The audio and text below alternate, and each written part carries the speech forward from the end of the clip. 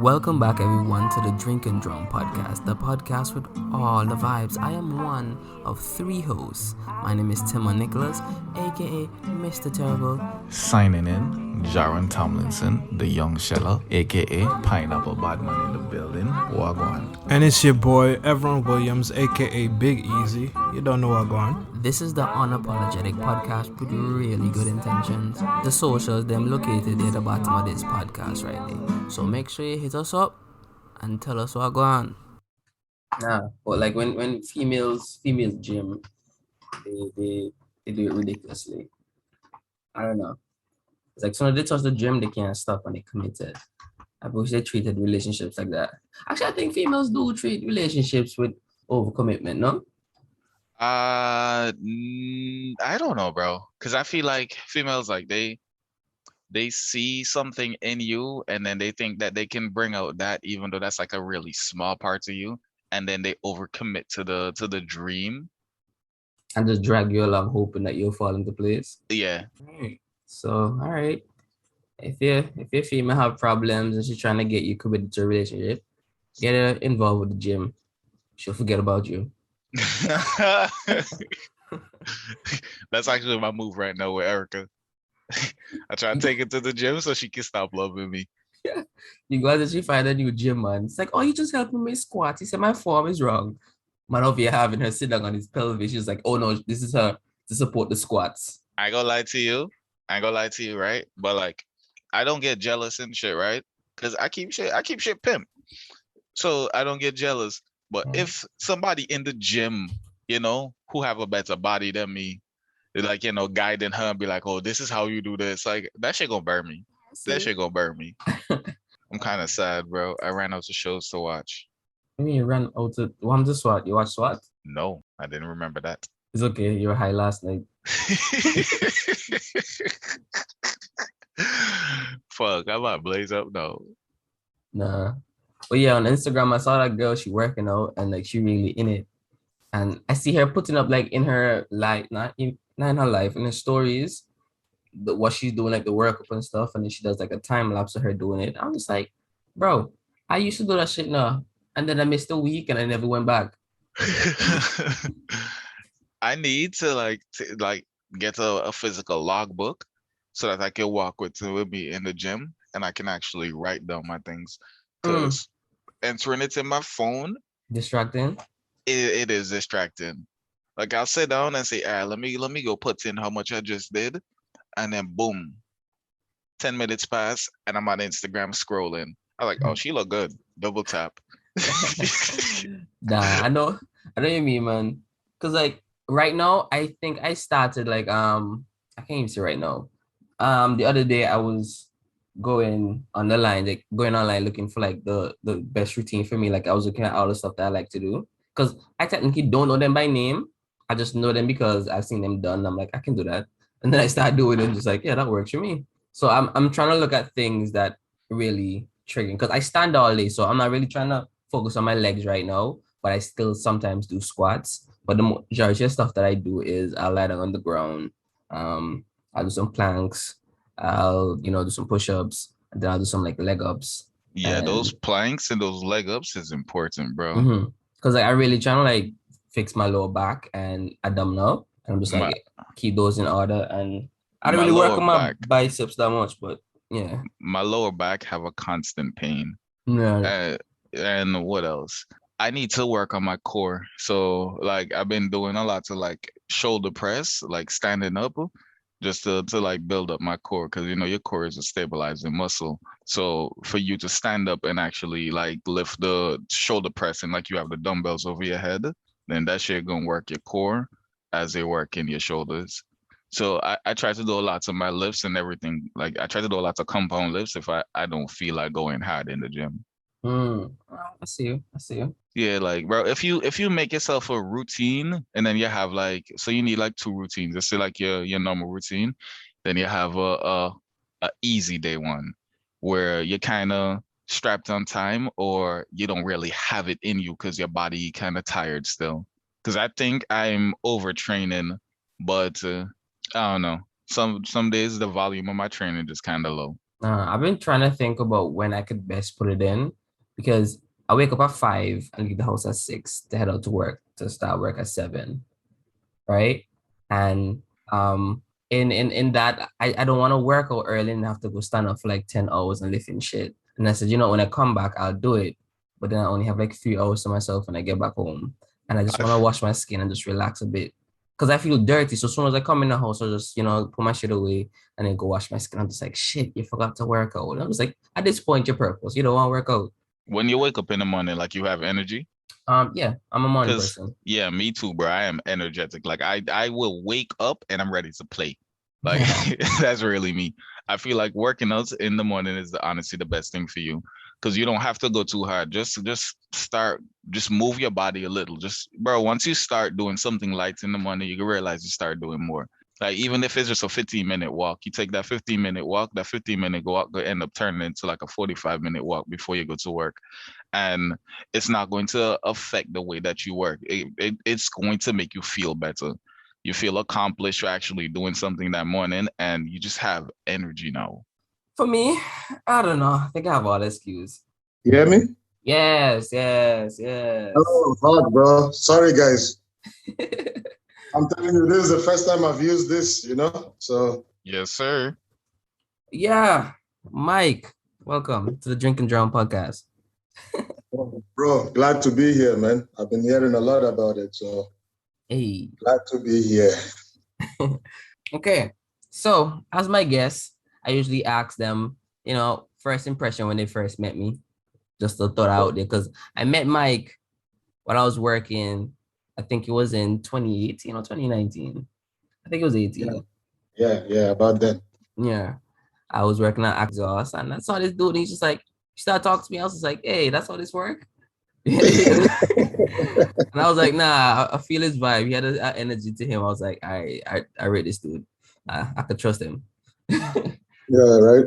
I know how it is, man. Sometimes you don't know where people are coming from, Lots of fakery out there these days. So, Facts. yeah. Yeah, when I first met you, man, and again, guys, thanks for having me on. I really appreciate it. Maybe you guys will have me back again as long as I don't burn the house down. But yeah, the first time I met Timon, right, I was like, man, this nigga big, man, like God, yeah. And I started talking to him. I was like, yo, what is that accent? I know it ain't Jamaican, but then he started telling me about like where he's from and all that stuff. And me and him, we just clicked, right? And I just found him to be like a decent human being, because I mean, no word of a lie, some black guys, even at our job, you try to talk to them, the aggression is just unbelievable. Like every single thing is like, what are you looking at? You want to fight this? It's like, man, I don't want to fight you. I'm not, A lot of people they have to live up and like hold up this front where they have to act tough all the time. And then exactly. like yeah, like it's weird. It's really weird making friends. Cause I moved to a new city, and since I've been in this new city, I haven't like made any like friends outside. Cause you talk to a dude and like homie just start acting like he tough. I'm like, bro, like you really don't know where I'm from, and you really don't know who I am. Like I will slap Exactly. you, bro. Like I don't care if you with your gang, like I'll slap you. I didn't get jumped. Like I'm cool with that. Yeah, right. And that's the thing, right? It's like when like he was there, like at what was the name of, well, I'm not gonna say it on the platform, but it's a place we used to work, and yeah, all these guys were, especially even the welders, man. I'm talking some real dead bags, over there. So like and that's what perpetuates this whole thing about the aggressive blackmail, and the thing is, most of us are not even like that. But just the few that do crap like this are the ones that get put on TV and all this stuff, So they start thinking this is the image that we are. Like I walk my dog in the morning, like before I joined you guys, your podcast, right? I walk my dog this morning. And you will not believe the amount of white people that cross cross the other side of the street. So it is what it is, man. What are you gonna do? It's not you, it's the dog. Oh, maybe. Maybe, right? Nah, too Yeah, much. It annoys me when they clutch like their bag. It's like yeah, I don't even like no, I just wanna rob you. Like why would you do that? Yeah, you know. Now Maybe I they want to see, rub, maybe right? they see on TV and they're like, oh, that's the appropriate response. Just clutch your purse and they think you mean howdy. Oh my God, man. So man, that's the thing, right? But like another thing I wanted to even ask you guys about too. Like if you don't mind, can I ask a question now? Oh, bet. Yeah, okay. What do you guys think about all these women out here? Like the way these women are nowadays. I mean, I'm married now, but the way these women are out here now. What do you guys think about it? I kind of like it. I kind of like Really? it. Yeah, because I feel like they kind of understand their self-worth, but I feel like they're going at it wrong because since this whole pandemic, well, no, actually, no, let me switch it around. We're in the 21st century. And because we're in the 21st century, anybody can get what they want. And because these women don't need a breadwinner anymore and they can go out and get their own jobs and they can make their own money, like a man actually needs purpose to go find a woman. So a dude out there who he have no goals, he have nothing in mind, like he have no plans whatsoever. Women not going to want that, and they assume that most men are like that because that's the majority of men that come up to them because Mm. those are the men that have the free time to actually go and mack at women. So I understand like like why they do some of it, but like it's weird because there's still real men out there. There's just nobody looking for them. I get Okay. you, but Mm-hmm. like to me, I feel like women today, I'm saying this like loosely, but I I feel like they Just say what it is, hoes. Bunch of fucking hoes. That's another thing. That's another thing. I feel no like TV is telling women that they need to be their best self and be free and whatnot. But when I'm watching these shows, I'm like, bro, you're just telling her to go be a hoe. yeah. Like that show where she had a husband and shit. Like what? No, but Uh, okay, for that I appreciate how confident and open girls can be now because it's like before they had to pretend like they had to play a role like okay, I can't be my true self, but now they're able to like be spontaneously funny and do whatever they want with their sexual preferences and stuff like that, and they can be as open as guys. The only thing I have a problem with is them dudes who think that oh, females can't do this or say this because you know what I mean. It's like I don't have nothing against them, but I feel like men have their business and female have their business, and we shouldn't really step into each other. Because if a man want to be a hoe, he could be a hoe. If a female want to be a hoe, she could be a hoe. But I hate when they make females seem like they're hoes, but that's just a regular day as a dude. You know what I mean? well, I just like how the females are right now. But yeah. the only thing I kind of have a problem with is that quick to angle shit. I Okay. don't get Well, it. yeah. Well, I would say this. I think we got like two different aspects, right? We got uh, Jaron's aspect, like it's like a different thing than Timon. We got your aspect. Now, my aspect is simple. 98% of them are straight up garbage. Okay, and 98? oh yeah, 98% are straight up fucking garbage. And I Oh, will wait, tell you why. that's just in Canada or worldwide. I need the figures. Oh, no, no, no, no. In the West, man, 98% of them are straight up garbage. And I will tell you why. Jeez. Because, okay, it started from the 60s, right? Mm. With the women's revolution, the bra burning and all that nonsense, right? Mm-hmm. And Cosmopolitan trying to sell women this feminist crap, right? Mm-hmm. There's a study that was done, and what do you call it, by Harvard and Yale, and it said that what do you call it? What's the name? 80% of divorces are initiated by women. Okay, and another. So if you look at it, it's women breaking up the family, not the men, right? And Well, secondly, well, no, bro, okay. this is a study. Okay. This is a study. It's not me. I didn't. This is not my opinion. And you can Google it. You'll see what I'm talking about. All right. And this is another thing, right? Have you noticed that? And you guys, correct me if I'm wrong about this, right? Mm. A man has to approach the woman, right? We're talking about now, we live in the 21st century, right? Everybody is equal, right? Mm-hmm. So it's like, oh, what a man can do, a woman can do better, blah, blah, blah, that bullshit they try to sell, which is basically. I'm gonna be real with you. Yeah. I am not going on my knee for any woman You because got that like right. they fought for all these rights. You gonna propose to me? Yeah, if you want equal rights, be a ditch digger, be a garbage person. But they don't do that. You know what they want to be? President. But I digress. let me explain this. The thing that gets me with these fucking hoes out here, right? It's like, think about this for a second. You want a man, you want to hold Jaron to a traditional role. So he's got to approach you. He's got to hit on you. He's got to freaking be the man to bring the bacon home. He has to be the guy to pay the mortgage. He has to be the guy to do this, do all that, whatever. But you don't want to hold yourself to a traditional role. You taking pictures of your ass, putting that shit on Instagram, doing all this crap, talking about, I want to go out girls' night. The fuck? Is it making money? But that is what I'm saying. It's like they want they want to be a 21st century person, but they want you to stay in the 1965. You understand? I feel like that's a conversation that could be had before y'all even commit. Bro, we've been having this conversation. These women, listen, I'm telling you, bro, they've been feeding men, these beta-sim bitches out here, feeding them a bunch of like stupid, like, see, when I got married, I went back to Africa and found my wife. You understand? Because first of all, I knew, yes, man, I knew what family she was from. My dad and her dad are best friends. We from the same tribe, all that stuff. So guess what? If she fucks up, I don't even have to hold her to account. Her own brothers will fuck her ass up.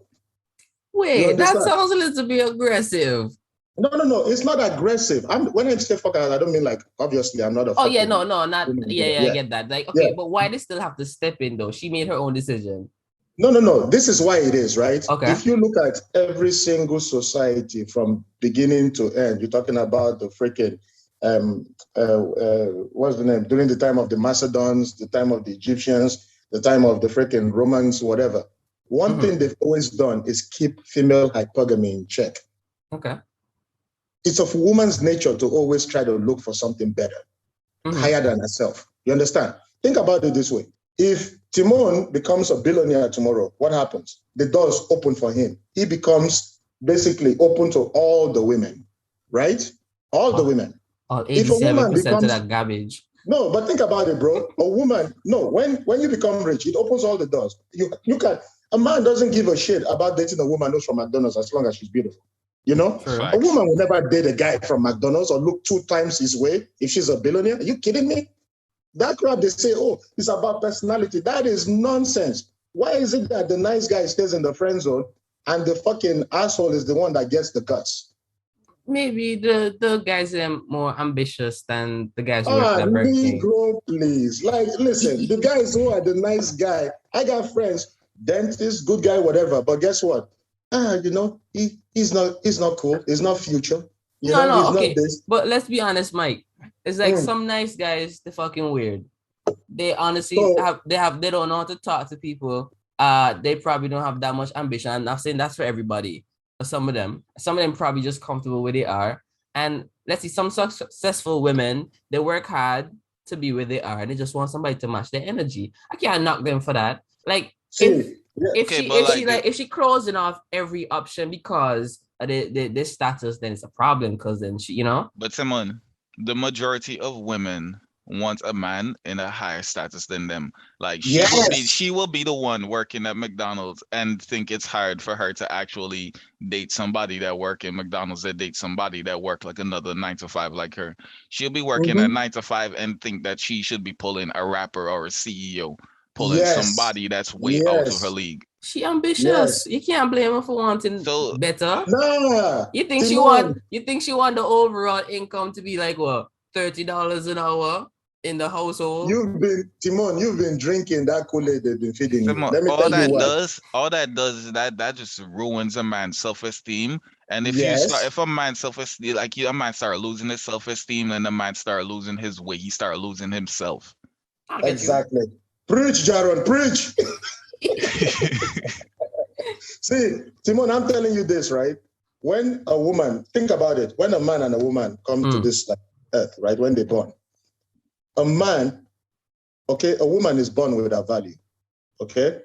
A woman doesn't have to create it. A man has to create his value. When a woman says, I'm an independent woman, I make money, I do this, whatever, okay, I have a Jordan collection. The fuck does that got to do with anything? Because think about it, you're still not going to pay the bills. I got to pay the bills. So your career to me is completely worthless. It doesn't mean shit. Most majority of men who are high earning, you think they give a shit about? That's why the term trophy wife is there. They don't give a shit about your goddamn money. We can't always blame the woman. I get what you're saying now. No, I'm not blaming the woman. You're just saying the majority of them are trash.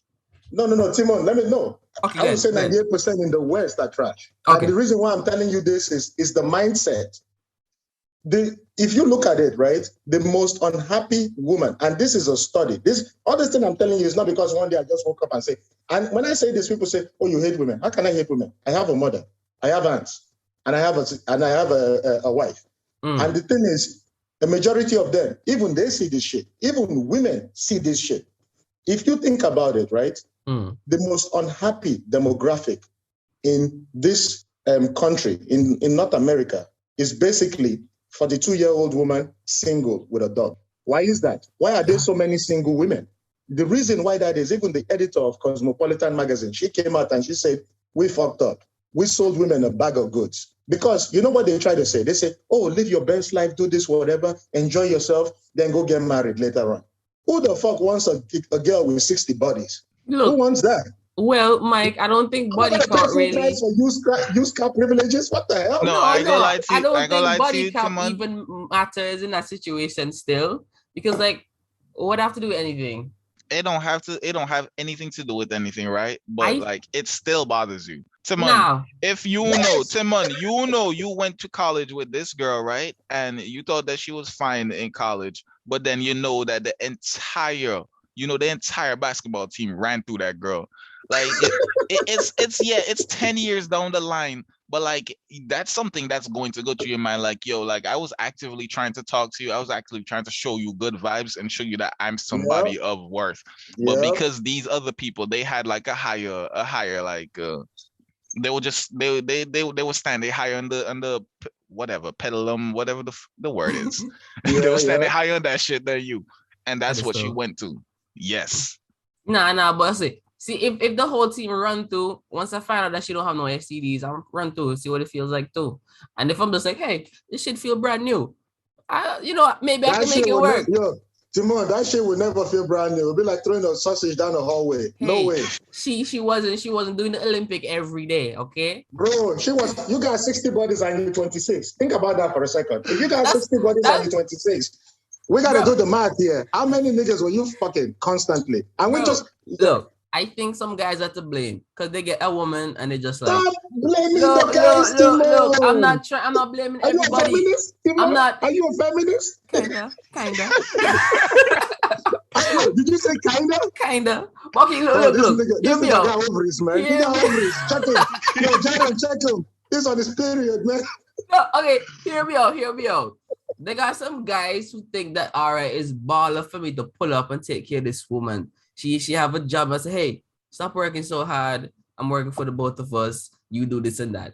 When those guys already now get these girls accustomed to this lavish life or this luxury, why would the fuck she go back to what she knows? And I will tell you this. Right then, her bar has moved. She had a bar and now it's somewhere else with different standards. She's just like, nah, I can't work again, or nah, my last did this and I'm trying to live this way because that's how I'm truly happy. I feel happy when I don't work. I'm going to be real with you. I have no problem with spoiling a woman, right? But this woman needs to show me that she have drive too. No, definitely. Like, if she don't have any drive, then you cannot get $1 from me. Like, why would I be giving you money? Why would I be paying for any of your things if you aren't even trying to like make yourself better? If you think that you can sit down there and live off of me, it's not fucking working like that. You got that right. Timon, let me ask you this. Let me ask you one question, Timon. You're talking about, they said the bar high, whatever. Thank you, Cardi B and Megan Thee Stallion. But you think about it. Cardi B sings all this crap, but guess what? She married. Miss Independent Beyonce thinks about all that. Guess what? She married. And she married to a nigga that cheated on her. And she did not leave. You know why? Because she will never find another nigga like Jay-Z. Because why? She got 3 kids and she's on the other side of 30. Okay? Bro, I've always said the man is the prize. I've always said the man is the prize. You got that right. See, bro, Jared, you know what? I wish I could see you shake your hand. We will take any woman so long as she feels good to us. Yeah, like she down with you. She gonna help you when you need the help, and like she listens. Like we will take any woman, but these women they have some really really crazy standards that they want from a man. Exactly. But you see, this is the thing. This is why I say is the commodification of the pussy. You understand? If you look at Instagram, all this crap. These women are looking at that and following that and thinking that is what life is. Okay? Timon will tell you, I am on zero social media. I fucking hate it. Okay?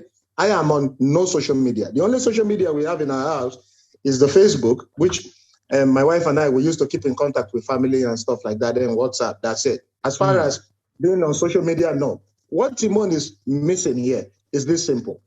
Think about it for a second. Nobody is saying a woman shouldn't have her rights, a woman shouldn't be single, whatever, shouldn't live her best life, whatever. But think about this for a second. If I go into a club, I might have a Lamborghini parked outside. I might have $1 billion in the bank, whatever. And I go into a club and I say, yo, which bitches want to fuck tonight? You know what's going to happen? Crickets. Because why? A man has to actually put in work. A man has to actually do something to get pussy. A woman just has to breathe. Okay? If you are a woman who has been fucking 100 and something guys, no, let me finish. If you're a woman who's fucking 100 and something guys, that doesn't show that you're a boss, baby. It shows you are a fucking loose change hole. Okay? You have no discipline. If you because all you have to do is exist and dicks come. So what does that say? You know, what does that say about you? That's like me. She easy, bro. She let all of them come. All of them come. I think guys at that point, guys kind of don't know their value too, because as much as we say we put so much value on vagina, right? I would just yo, vagina, and then girls control the terms of, oh, I'm not letting you in. I'm letting him in. Real with you, bro. Right? I feel if we start cutting style on females that way, just oh, you think because you have a vagina that means you can sit on this dick? Nah, fuck you. We'll get some manners. If guys know their worth, I feel it will change the game. But I feel all this is just a generational way of the culture and the generations.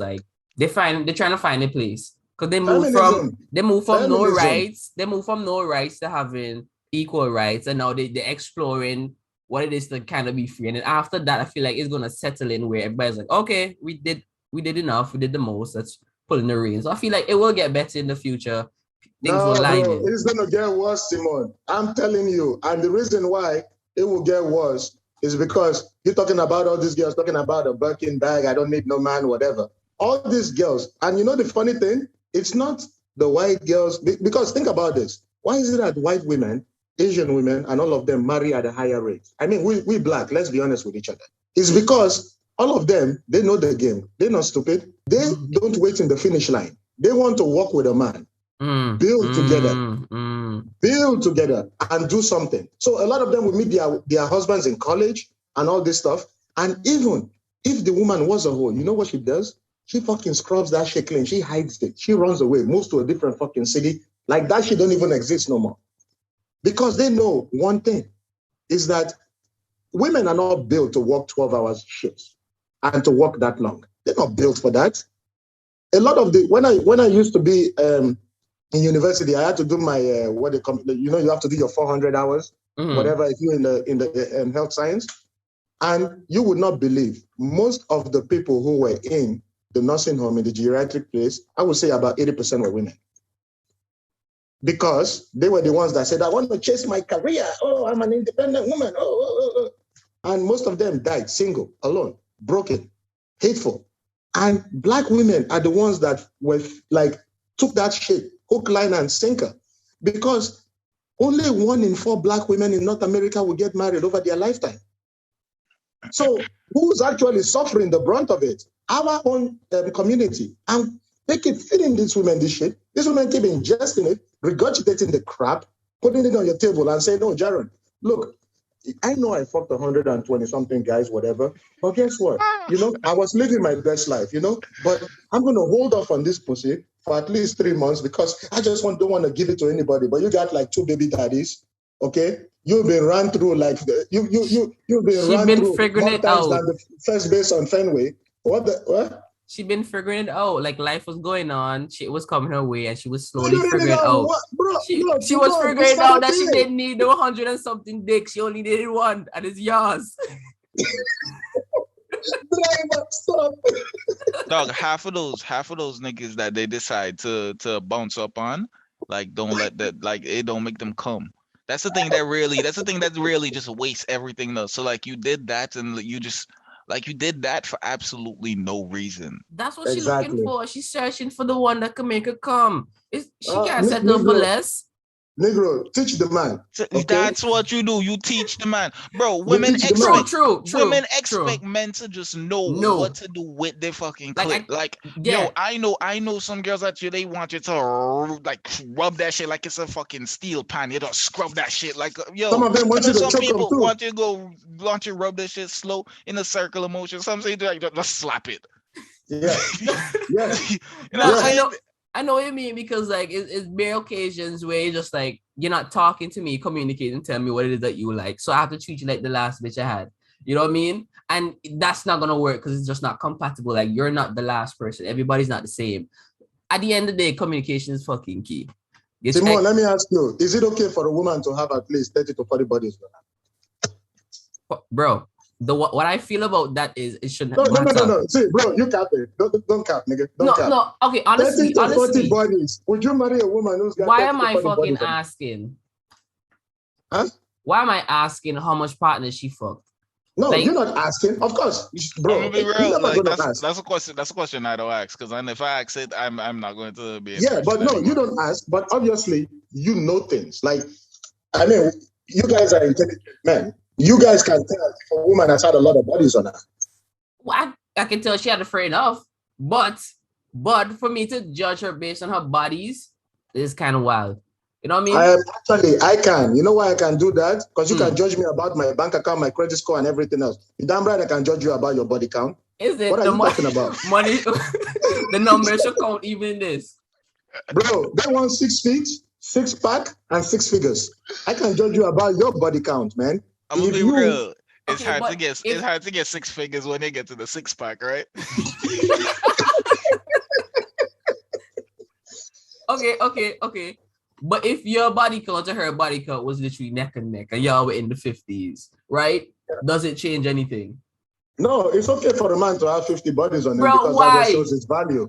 I'm gonna be real. If a It man just shows have his if a value. man have if a man have 50 bodies, it kind of does show value. It means that this man either know his game, he know how to talk. Yes. This man is he have a lot of money. He's a successful person, or straight up, this nigga just a G. Like, bro, you're an anomaly. Yeah. I can see how that would make a guy look better, right? Right? Yes. So would you be upset if she had 50 bodies and all she does in sex is like lying on her back?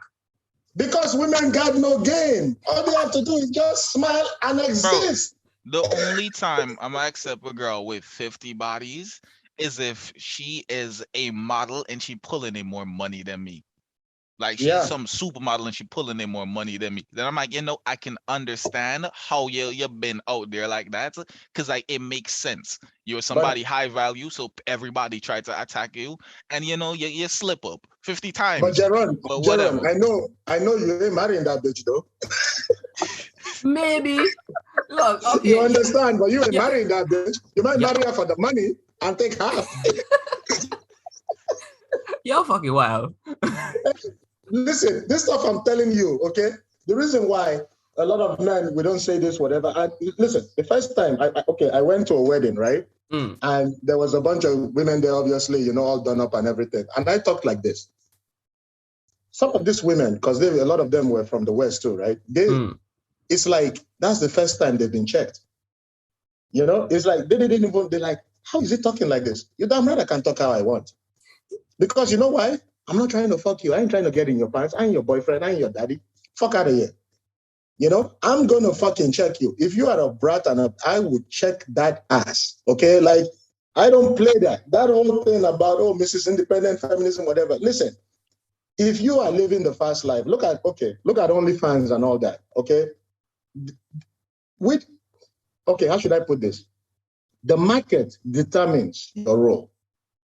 You can't force a role on people. If you were forcing a role, these trans people will be getting straight men hitting on them. But guess what? That shouldn't happen. We accept you, but we ain't fucking you. You understand? Everything is determined by the market. The thing that annoys me about this whole feminism movement. Now, let me explain something. First wave feminism, I really look at those women, Madame Curie and all these women, I look at them and I say, you know what? God damn. They are heroes of mine because you know why? I think women should have their rights and everything. Women are, I wouldn't say women are equal to men because obviously, if Jaron and even like a woman his age step in the fucking ring and they decide to fight, he will knock the fucking block right out of her. Women are not equal. Women and men are not equal. We are the same in some ways, but there's in some difference. ways, but different in others. Because guess what? You don't see a lot of female plumbers, do you? Do you see a lot of female carpenters? No, you don't. Because when it comes to and the thing that annoys me is this hating of men. Because men built the world you fucking live in. True, but men also did a lot of shit too. You don't mean shit. But women did too. But it's trauma. It's gender trauma. Because just like how wait, listen. Just like how we still can't get over white people for doing that slavery shit, right? I think that a lot of men, white, black, Asian, be fucking around with these women, but their grandmother telling them how shit their grandfather was, and how shit his grandfather was, and how shit their father was, and they passed that hate and negativity to a certain gender. So it keeps going on men ain't shit, men ain't trash. We lose our value because of the shit that we did and you get passed out. But here's the thing. Your grandma, she said, oh, yeah, your dad ain't shit. Your grandfather ain't shit. He was doing this, he was doing that, whatever. But are we going to start holding women to the same account? Because if they call a man a deadbeat, let me ask you something. Who chose to live with them? Who chose to bring them? Wait. Women. The 8 children that they have. Yes. But it wasn't that easy. I get what you're saying. See, Timon, okay, this is where me and you divide with the. I'm sorry, guys. I hope I'm not disrespecting your platform. No. Okay, but this is where you try to. You have to look at it this way. A man has 0 reproductive rights. 0 in the West. 0. If I don't want a baby, the baby is still gonna come. But if she don't want a baby, the baby can go. Okay? Why is it that it's that way? Shouldn't it be equal? That is actually wild. That is actually wild. Because if I say I'm not ready for a child, then you honestly should not bring that child. If you bring this child into the world, then you're taking care of this child on your own. Because you should have the right. Wear condoms. Man, this nigga, listen. No. Equal responsibility needs to be handed out to everybody. I get what y'all saying. I have no problem wearing the condom, but if she the one that be wanting you to take the condom off because she want to feel the dick raw. You can't vex. If me no want to pick me, me no want to pick me, me in a position for take care no pick me. And if me go try take care of pick me now, it got harder for me to get into the position that I want to get in. No, that's okay. But that's a favorable situation, right? Because in that way you are consent to have sex, right? And then she said, okay, hey, let's take a risk for pleasure. Let's not do it with a condom. If she get pregnant and you said, nah, I'm not ready for that right now. Yeah, that's something that you voice your opinion, and she should also respect that and say, "I bet I could do something about it," right? But the ones that don't, there's some shit. Majority. And they should pay you child support because they took the decision to have that baby against what you wanted, right? But if you already know that your pull-out game weak, but you just like to come in the belly, right? When you had the picnic, she said, oh, I think I actually want it because I don't want to abort this thing that don't even farm yet, right? And you say, there's like an energy stealing alien. Yeah, and you say, nah, I don't want it. At that point, you don't have. Oh, this guy got the look. At that point, you don't have any right to say that you don't want it because you were irresponsible. You made this rash decision, you see, Timon? This is where you done fucked up. No. Bro, you keep saying the man. Look, I know, but right, she could take her birth control and she's supposed to be on them and all kind of stuff. But they had birth control for men, and men just ooh, it messed up my balance. It gave me too much endorphins. I'm in touch with my emotion, and then man discontinued that shit because it made them more feminine, in reaction. You know what I mean? Those men weren't fit. Those men should have exercised, and they should have been going to the gym to build back the arm. Because bro, the healthy body range, right, is it's 10 to 15%, right? And if you're above 15% of body fat as a man, then your testosterone starts to go down and you start to get like more estrogen in your body. So Yeah. as a man, like you should aspire to be better. You see, But too much responsibility on females for them to be the ones protecting themselves for oh no, from that's pregnancy. bullshit. That is Bro, complete bullshit. tell me how much things they have out there to prevent men from Yo, having I'm gonna kids. be real, bro. Besides I'm gonna be real. condoms. Every time I had sex, I always had to be the one to produce condoms. I've never seen a woman use a female Exactly. condom. Exactly. Bro, Like she coming to link me and she asking me if I have condoms. Like, bitch, you came here. Like, you have yours. I hear what you're saying, right?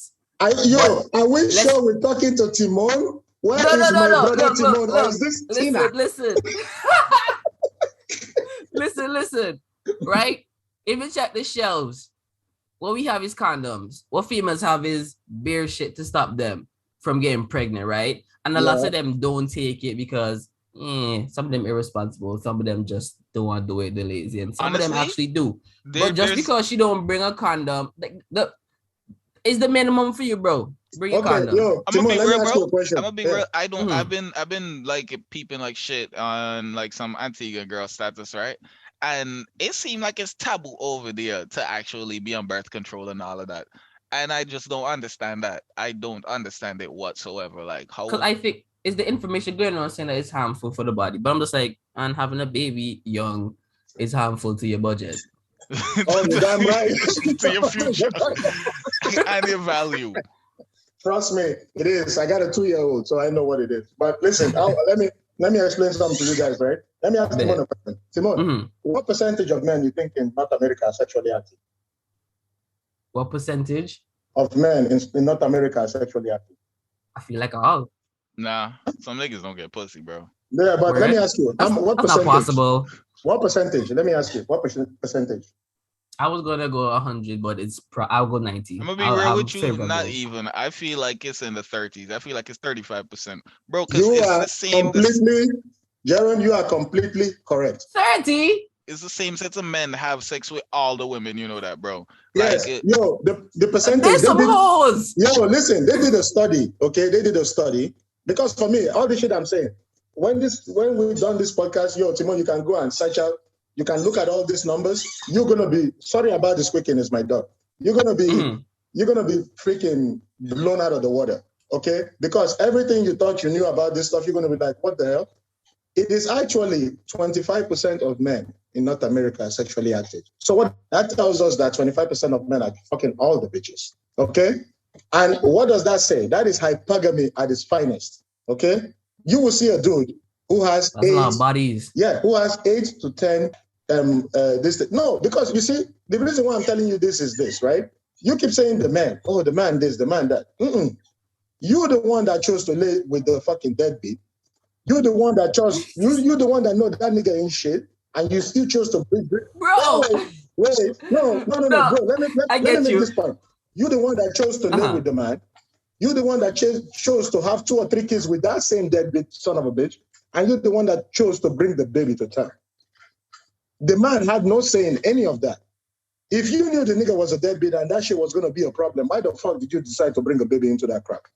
And then you turn around and say, oh, it's the man's fault. The man this, the man that. You got to take some responsibility too. And another thing that makes me so freaking angry is this. If I was a fat, stay-at-home black dude sitting on my ass all day, you know what they will call me? A loser. But if I'm a fat, BBW looking bitch, oh, love your curves, girl. Oh, he can handle a real woman. Blah, blah, blah. You skinny? I cheer for you. You fat? I cheer for you. Why is that? Why are you held to a different standard than I am? Bitch, you fat. You got to lose some fucking weight. Yes. A chick. Yeah, he can't say, oh, be body positive. So to help men commit suicide more than females. Bro, I was on TikTok, right? Yeah. I was on TikTok because somebody showed me some shit, right? and it was like the comments of two videos, and there was like this skinny girl. You can tell she go to the gym. I don't even want to say she's skinny. She lean. She have a nice six pack. Like her body was perfect. You can tell that she worked hard to get this body because the body looks natural. Mhm. And people in the comments dragging her, You right? see? But they're the same set of people they uplifting this fat bitch, bro. And I'm sitting down there trying to figure out, like, yo, what the fuck is this? Like, she sit down and this girl work Yeah, hard to get the yeah, figure that she wants and to take care of herself to make sure that her body functions yeah. correctly. And then y'all over here praising somebody that just sitting on their ass, just eating Cheetos. Exactly. Exactly. That got a fucking gun. You know? All I'm saying is this, right? You look at some of these chicks, right? And you look at them and it's like big chick and she's like, oh, I have standards. Clearly you don't when it comes to food. Like what? You know, it's like you look at these chicks here talking about, oh, I'm this, I'm a prize, whatever. Your calves, they're so big, it looks like you could box jump a bungalow. You're talking about, oh, what they call it, you the prize. Prize where? You know, prize, maybe first prize at the fair, your fat cow. You know, I'm just saying. The thing is that What's that prize called? Like a consolation? You get that just for entering. Participation. yeah, bro, at the fucking circus, you know, freaking Shamu over here talking about she want a dude with six pack who's a six-figure earner. It's like, you better fucking listen, do dick, right? I'm not gonna be shouting at my wife. I'll be like, babe, please, can I talk to you for a second? Understand? If you got a big dick, then you can say, bitch, get your ass down there. I need to talk to your ass, right? Listen, you are what you have, right? And the thing is this, right? A lot of these girls have been gassed up so many times. You would not believe. And the thing is that this is where I agree with Timon here too. Is a lot of simps out here, man. Too many simps. You know, guys like, oh, baby, I will drink your bath water. Oh, That's you wild. know? Niggas buying, bro. Yo, firstly, bro, this girl is an OnlyFans girl, right? Ooh. And she just get drilled out from somebody, and they saying, like, what, like, who gonna come clean me up? Like, bitch, I must, like, what? Like, yo, bro, I'm on that side of Twitter, I'm on that side of Reddit, and I'm like, yo, like, niggas are nasty, bro. Damn, man. Like, bro, some man just drilled this up, and you talking about you want to go clean off her vagina. What is wrong with you? I'm desperate, trying to get close to the coochie. Jared, why you do this to yourself, man? Like you looking at all this, you might need some like therapy after. You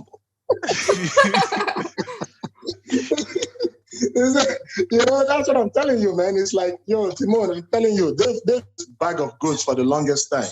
We can't fall for this no more, man. We really can't. This women, okay, this agenda. And think about it. You look at a lot of these movies now, and you see black men are gay. Why the fuck are all the black men gay?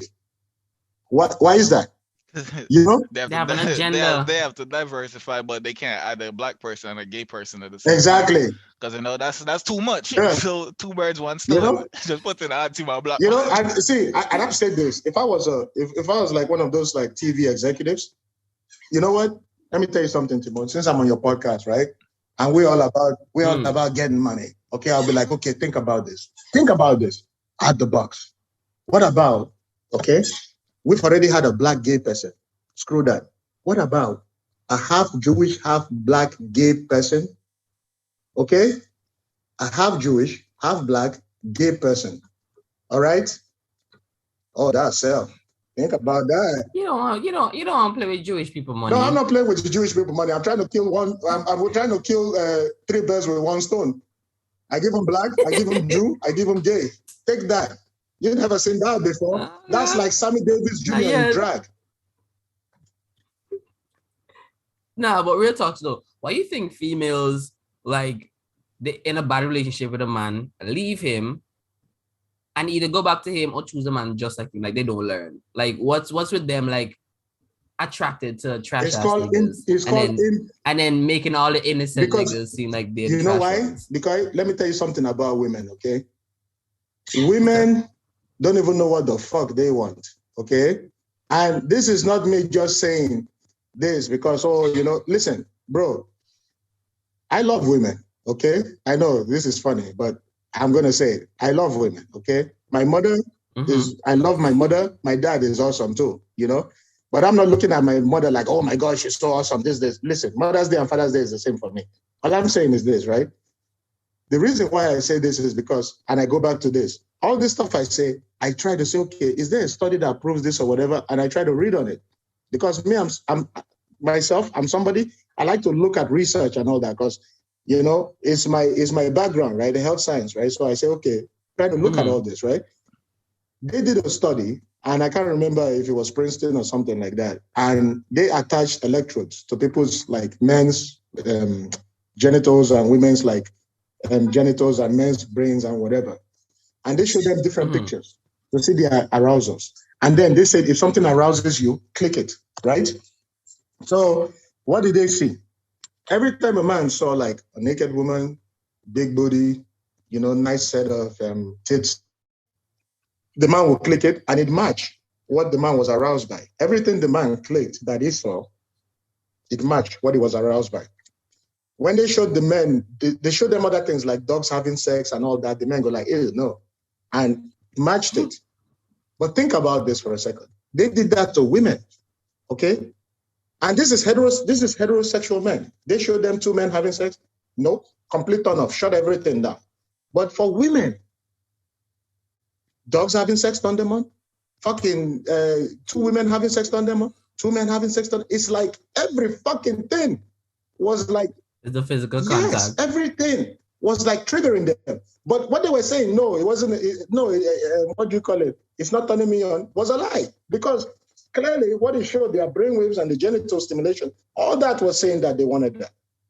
So I'm telling you, all this stuff they say, oh, I want a good man, whatever. That is a bunch of nonsense. The thing they want, let me tell you something. A woman will go and she will play around with all these bad boys because it's been like that since the beginning of time. Because if you look back in the day, the guy who was the one that could throw the rock the farthest and hit the buffalo square in the head and drag it back to the cave was the man. You understand? And all the women, he had all the women. Look at the lion pride. The alpha male is fucking all the bitches, right? It's the same thing for human beings. Women just lie. Oh, I want a nice guy. No, you don't. They want a nice guy when they've hit the wall. When they're 35. They want a nice guy. They want a nice guy who gangbanging, who got like 7 guns. Yeah. And he make it 6 figures exactly. And he go to church. Exactly. But guess what? When that nigga go to jail, when she's been slapped up, you know, digged down, ran through by everybody, then she'll be like, oh, I'm tired of all these bad boys or whatever. Now she wants a Captain Save-A-Hole who is going to come and put a ring on that. And, you know, the thing is that men are getting smart now. Then I like, hell no. I ain't for what?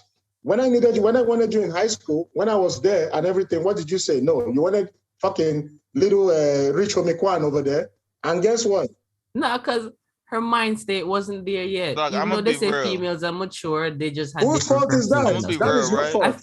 I feel like guys see like they have a big picture where they want to go in life with their future. If they could only get a break, that's what I'm saying. Come on, I'm gonna be real. If my girl have a side nigga and her side nigga beat her up, I'ma laugh at her. Like I am going to laugh at her. Yeah. Like I'm not going to be mad. I might see the man and heal the man up. Like yo, let's see what you do the dog. You can't heal a nigga up. For what? Why can't I heal him up? He don't owe me any respect. He don't owe me to not talk to my girl or none of that shit. She the one disrespect you. How did he disrespect me? She disrespect you, yes, but like he don't owe you nothing, right? Come on, he did not come in here and say, you know what? Fuck Jaron, mega fuck you. He did not say that.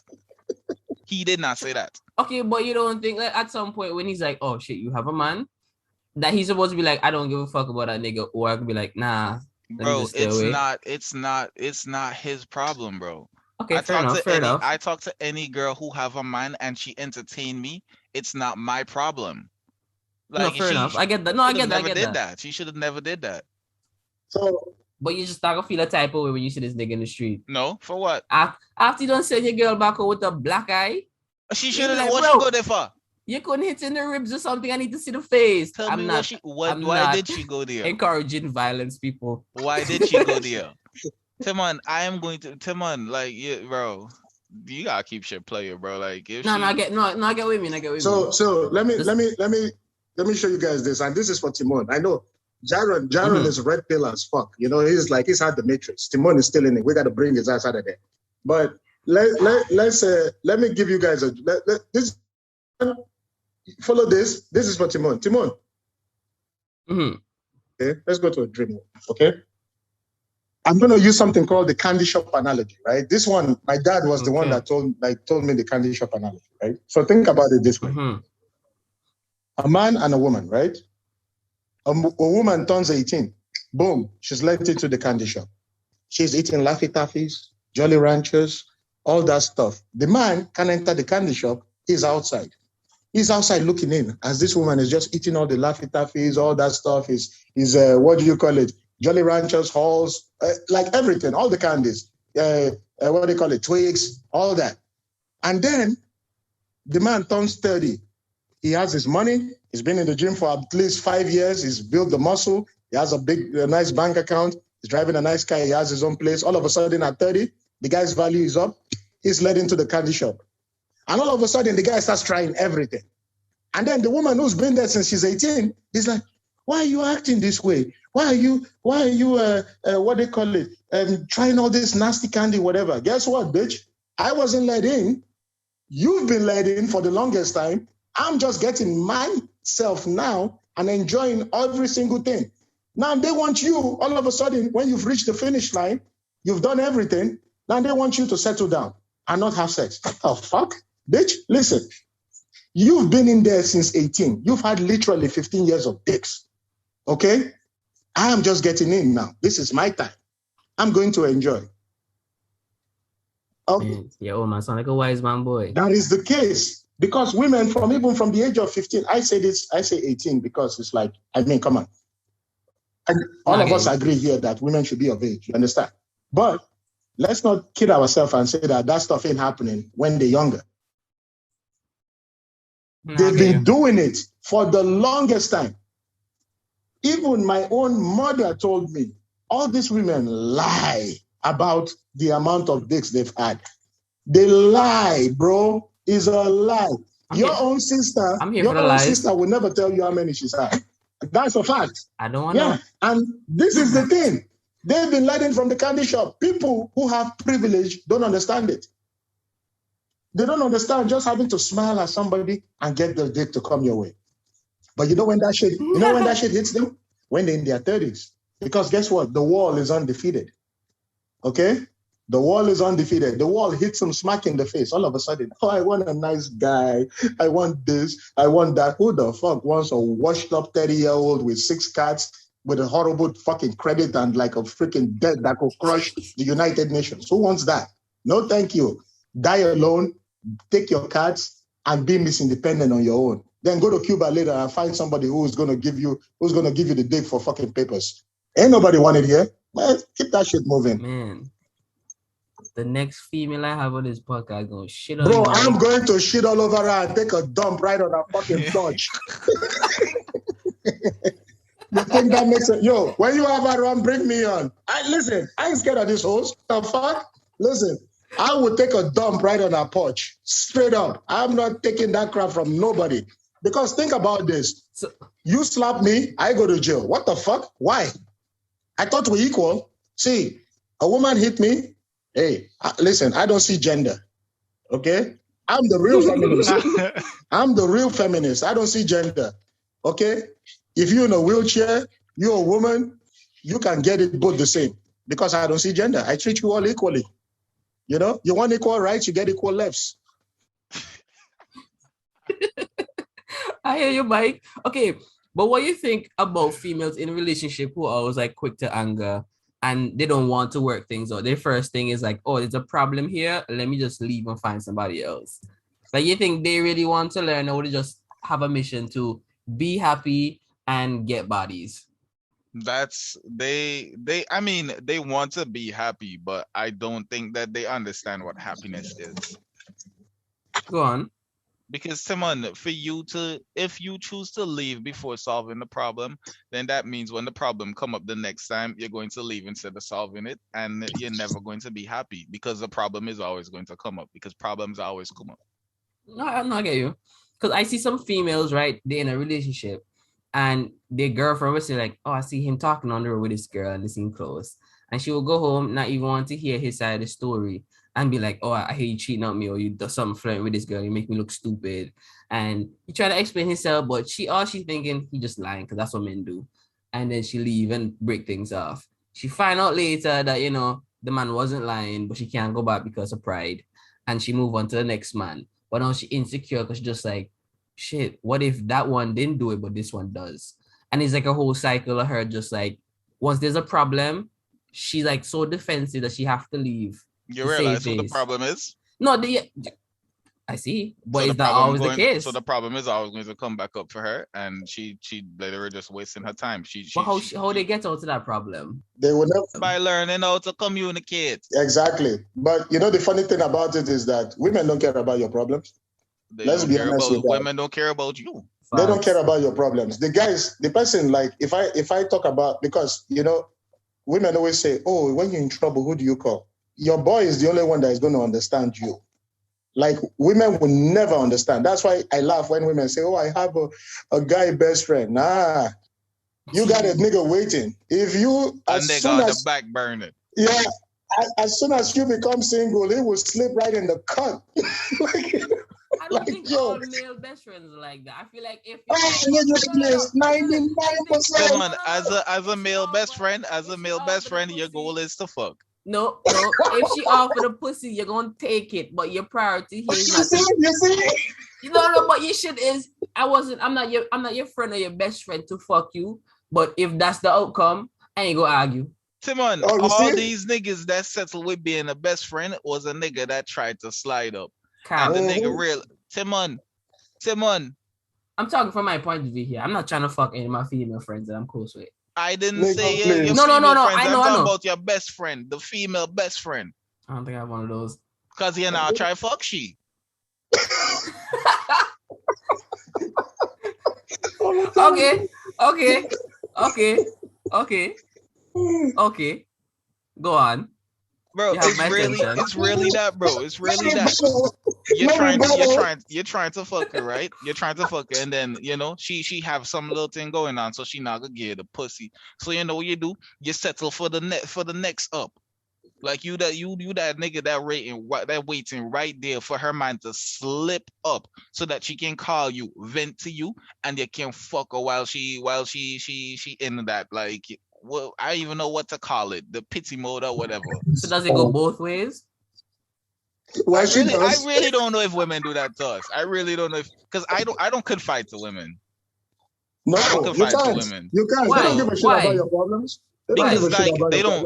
They don't give a shit about your problems for one thing, and a woman gonna bring back up everything that you said. Yeah, exactly. She will use it to hurt you. Yeah. And another thing you can't tell women, and I'm saying this because my wife ain't even here, but another thing you can't tell the women, my wife is at my freaking parents, but another thing you can't tell women is this simple. You can't tell them how much money you have. You crazy? Some of my money is in my brother's name. Bro, listen. No, honestly, you have to have two accounts, bro. You have to have one for you, your personal spendings and your savings that's somewhere. Exactly. The thing is this, and she's a good woman. Mm-hmm. Very good woman, But the thing is, they see extra zeros and they just get loose with spending. That is the thing. And another thing too, you need to be careful. And that's why I say, if I have an issue, I call Timon, I'm like, yo, Timon, whatever. Jaron, see, this shit is going on, whatever. I call my boys or whatever. Because you guys, even if we're in that close, you guys will still understand because you're man. And women always think like, oh, men have it so easy. Think about this. I can marry into riches. I can just fucking do a fuck up in life and then marry a dude and say, money. Then say, oh, I have the job in the world. I'm a mother. Like I can't work at Trader Joe's, post a picture of my titties on fetching Twitter, and then become a friggin' OnlyFans superstar. Wait, whoa, Jaren, are you telling me you ain't getting flown out? Ain't nobody trying to fly me with this 4-5. Yo, wait, are you telling me nobody's asking for pictures of your feet? Why, man? They should ask for mine. I will show them this shit is ashy than a motherfucker. Yo, listen. I say, yo, Timon, I'm telling you this right now. Any chick you want to bring that chick on, bring me on. I swear to God, bro. Timon, Oh, if you realize, right? Like even in like streaming and shit, right? You realize mhm. some of the top streamers are females and they don't do shit.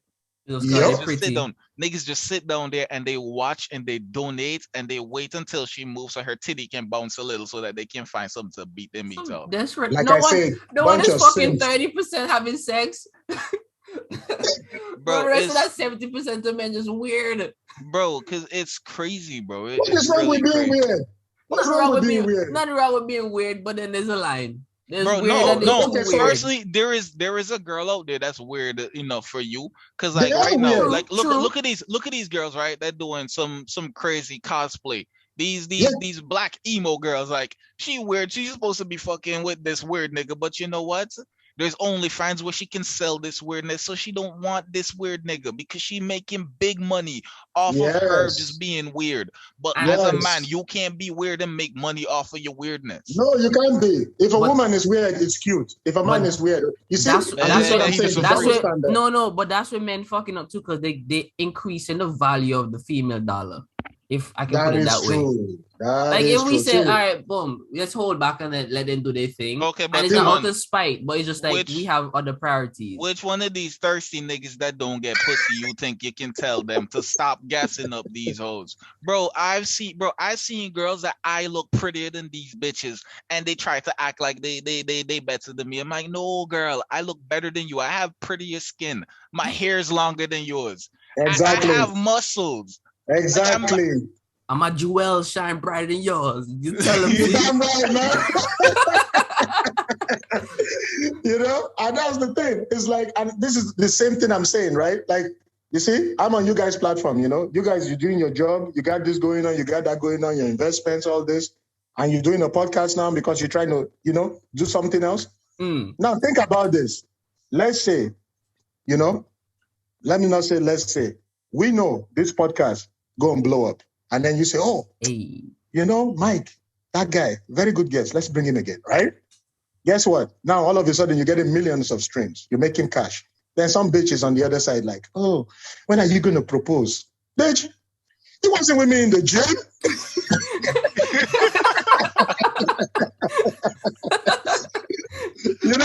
And this is the thing I say. Because you got a cash, don't mean I got to fucking throw my money your way. Okay? Because Timon, Jaron, myself, we all got to build our value. Because if I was living in my mama's house and I was fat and I had $0 in my bank account, you wouldn't look my way. But all of a sudden, a bitch does this shit and then she puts it online. Oh, she's so brave. You want to know what brave is? The niggas that are getting shot up in Afghanistan. That's brave. You ain't brave. All you were was you were brave enough to fight against a diet plan. Okay? All I'm saying is that we need to start holding these bitches accountable just like we are. If it's equal, it's got to be equal across the board. What I Okay? really think, I think like motivation should be a topic in school.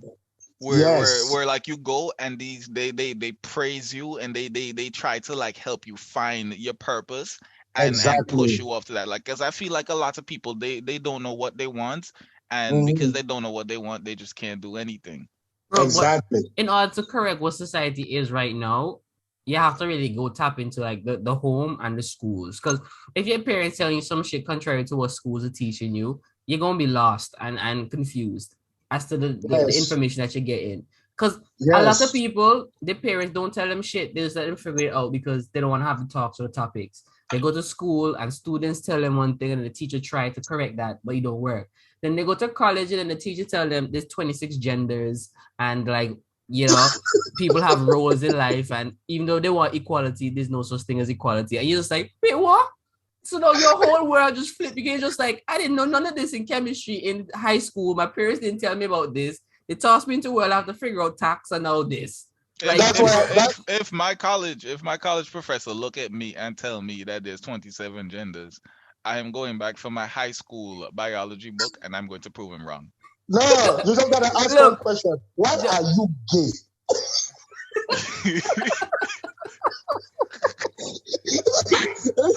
You are gay. LGBTQI. I remember one time I was in Toronto, bro. And it was like a Pride festival. I was with everyone of them, right? And I was wearing my tie-dye shirt, and we're going down in the car. And I see these gay niggas looking in the car, looking at me like, damn. Oh, you done fucked up now. I'm thinking, You went to a gay pride parade with a tie-dye shirt? Come on, nigga. Bro, we were driving down the street. And I had on my shirt. We were going to the barbershop, bro. We drove past the parade, and they just looking at me. I was like, damn. You know, but I take that as a compliment, bro. I take that as a compliment. Because for the fact that a gay person look at me and think that I'm attractive, bro, I feel sexy. Oh, fine. Yeah, man, like because... I think that is a bigger compliment than these women. Yeah. Their standards kind of low. Because he's trying to get in them guts, nigga. If you were in jail, it would be like, you're gonna eat your cornbread. Yo, I'm telling you, man. Listen. Like, gay people, I got no problem with. You know, straight, gay, whatever, it's all good. You know, hey, God loves everybody. You understand? But you know, for me, it's like, I mean, Jesus Christ, a guy can say nigger on TV, and then all he has to do is like, I'm sorry, like, you know, I messed up, you know, I was drinking, and it's okay. God forbid you say anything about gay or Jewish people, you're gonna be freaking blackballed for the rest of your goddamn life. No, that is wild, bro. Like, I don't know why people think that saying that they were drinking is an excuse. Exactly. It's because they thought that because the word is in your vocabulary, it's like you're low-key suppressing it, and you've been wanting to say it, but you just hold back. And now that you drink, you lose, you said what you really wanted to say. Yes, and I think that's why people really don't like the drinking excuse. But I feel like, bro, that's you losing control. You can't knock a man for losing control. You need to understand that, hey, maybe you have a drinking problem. You need to control that. Right? Not like you, when I am drunk, I do a lot of righteousness. But I can refrain from saying certain things that I just can't refrain from doing certain things. Because every time I'm drunk, I don't know how I always end up challenging people to a race.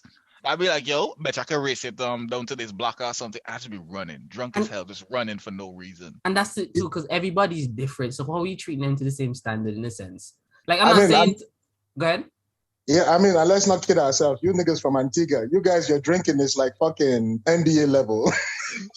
Bro, we've been drinking before legal age, and you know, it's just like, you know, that's one of the things I realized when I came over here is that when people turn like 21, they go out and they drink like if they're stupid. Like if they never had alcohol before. But Caribbean people... I've been drinking since children carnival now. You see? That's what I'm saying. Antigua niggas is like next level. You guys are like seasoned veterans in this shit. Caribbean people, we're not quick to go and drink and get drunk because we already done that shit. And exactly. You know? And a lot of these girls, you know, they've been at home, you know, like, you know, and this is the thing I'm saying, man. It's like, I mean, like, we need to start respecting men. When you're driving down the street and you see the roads being made, the buildings being built, is it a crew of men or a crew of women? It's men. It's always the men.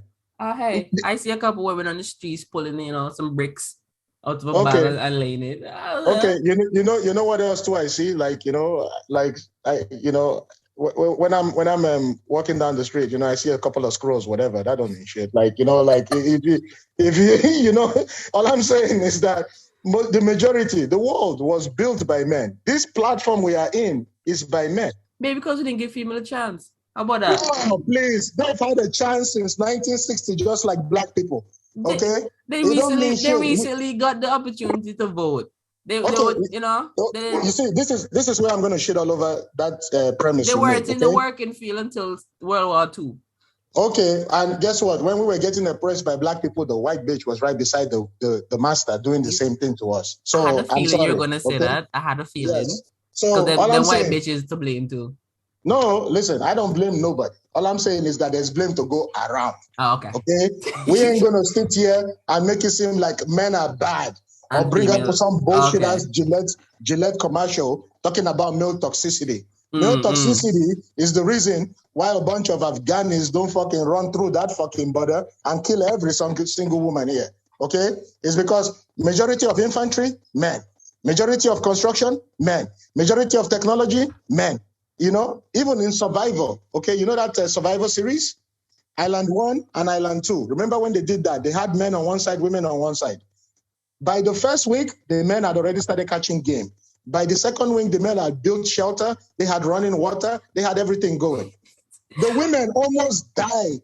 The producers had to step in and airlift food to these fucking women in the other island. What are you talking about, bro? Where should I show them? Check it out. Type in YouTube Survivor Series Island 1, Island 2, men and women. You will see the women almost literally died, bro. Okay? They literally almost died. Listen, let's not kid ourselves. Women need men. Men don't need women. If they were all gone tomorrow, yeah, of course we want to fuck. Yeah, we get that. But we need them to, like, you know, carry a kid to term, make kids or whatever. But if men tomorrow all disappeared, the world will fall apart. Because guess what? 90% of the people who run the power grids are men. The construction is men. The freaking building, everything is men. The dams, everything is all men. So when they're talking about, oh, we don't need the man. Yes, you fucking do. If it wasn't for men, this world will fall apart in like this. Okay? And that's enough of this bullshit of constantly hating men.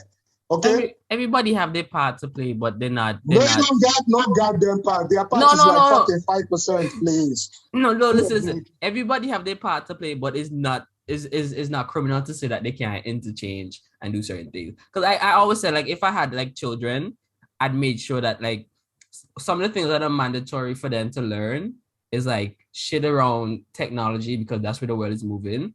And they all have to have a trade that they can fall back in. So they have something physical that they can, like, they plan B. If being an accountant don't work, they can fall back on plumbing or construction. Your car. What does your car take? Like your car, what does it take in the tank to make it drive? Okay. Where does the gas come from? Where, the gas station? No, well, like what? Somewhere in the East. Oh, yeah, somewhere in the Middle East. Yeah, the crude oil, right? Mm-hmm. A majority of the people who work in the oil rigs, like who are the ones like drilling and lifting up all those heavy bones. You think a woman could do that shit?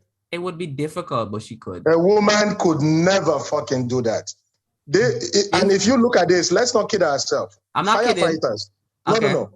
Firefighters, the Marines, they had to lower their standards to bring women in because the feminists were crying fucking bullshit. And even when they brought the women in, you know what they made the women? EMTs. In the Marines, there were 26 women who were in the Delta squad, which is like the most elite squad. And guess what? The 26 of them, they all flushed out because they couldn't do it. Because for you to go and catch a terrorist, a terrorist don't give a fuck if you got a vagina. Okay? What they care about is that you can get the job done. And for you to lift, a lot of these Marines can lift 2 times their body weight. Women couldn't do that. Bro, imagine you go to war and the man's like, yo, this man have a vagina. Yay!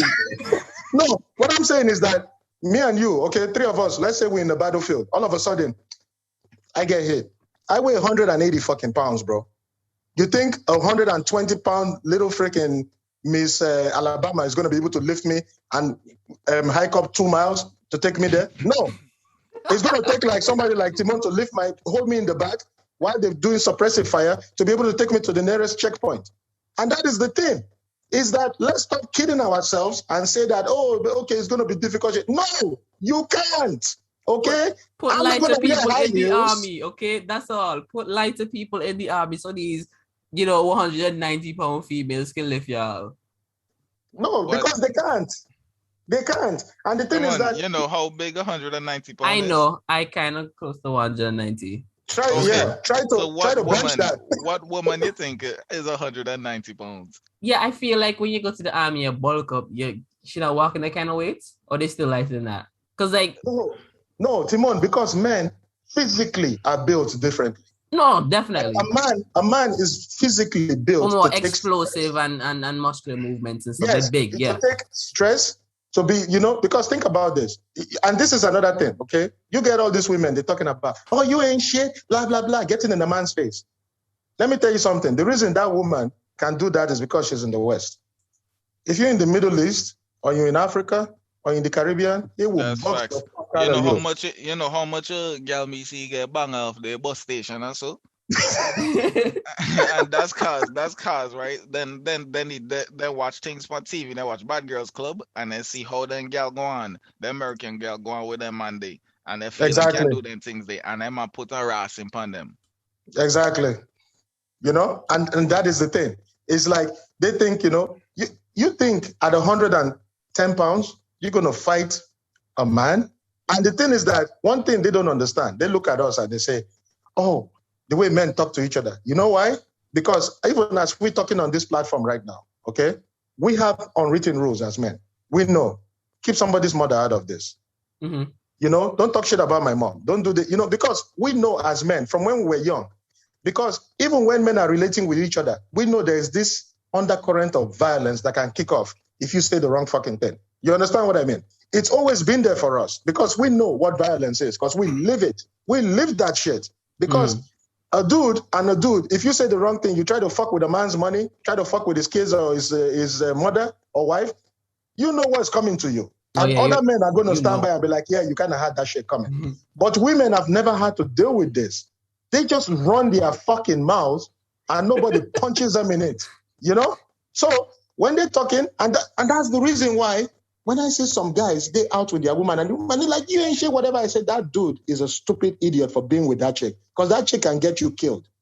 She literally facts. can get you killed because you need to check that bitch straight up. You need to, because if the thing kicks off, they're not going for her. And you think she's going to stop a bullet from hitting you? I get it, because they don't know time and place either. Because, like, let's say you and your girl walking on the street, right?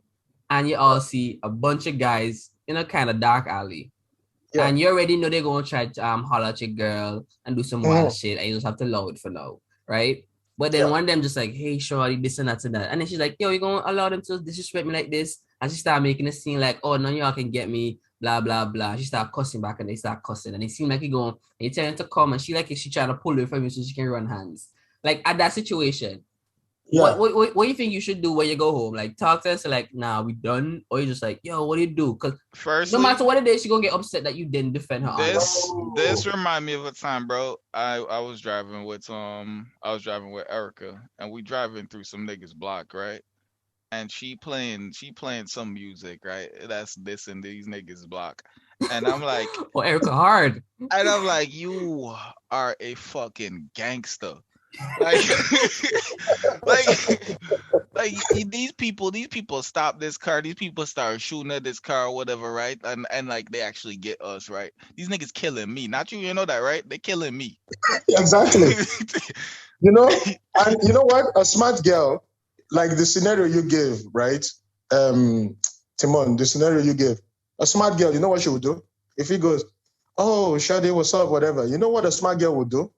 She would be like, holy shit, there's 4 of them. Okay, I need to make sure that I get my guy out of here quick. She would be like, oh, you handsome for me, but can you pay my bills? And, he pays my bills, like a smart girl knows how to like smile and diffuse a situation. Mm-hmm. Because these niggas are weirdos, bro. These niggas are weirdos. You saw that video on Twitter the other day. Till the dude was like flirting with the girl and she turned him down or something, and homie shot her in the face. Okay, see, now we're going extremes, okay? Like, I get that happens, okay? Just like if a woman, if she gets turned down by a guy or whatever, and then she accuses the guy of rape, and the guy ends up in jail. Like, there's extremes on either side, right? But a majority of us live right in the middle of all this, right? So what I'm saying is that a lot of times the women don't know how to diffuse situation. Because of why? Love and what is it called? Love and hip hop? Is that what it's called? Yeah. Love and hip hop. Fucking City Girls, Cardi B, Megan Thee Stallion, fucking Saweetie. How to be a bad bitch. Yes.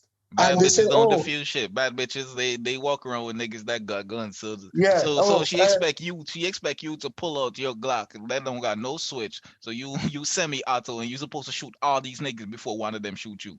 Exactly. And the funny thing, the only time I'm obliged to step in and say, I gotta fucking, do some shit, it's simple as this. Is when the guy physically grabs you, okay? The only person, like that is when I will say, okay, no. That's when I can say, okay, I can step in. I used to box. I know what violence is. A lot of people don't know that shit.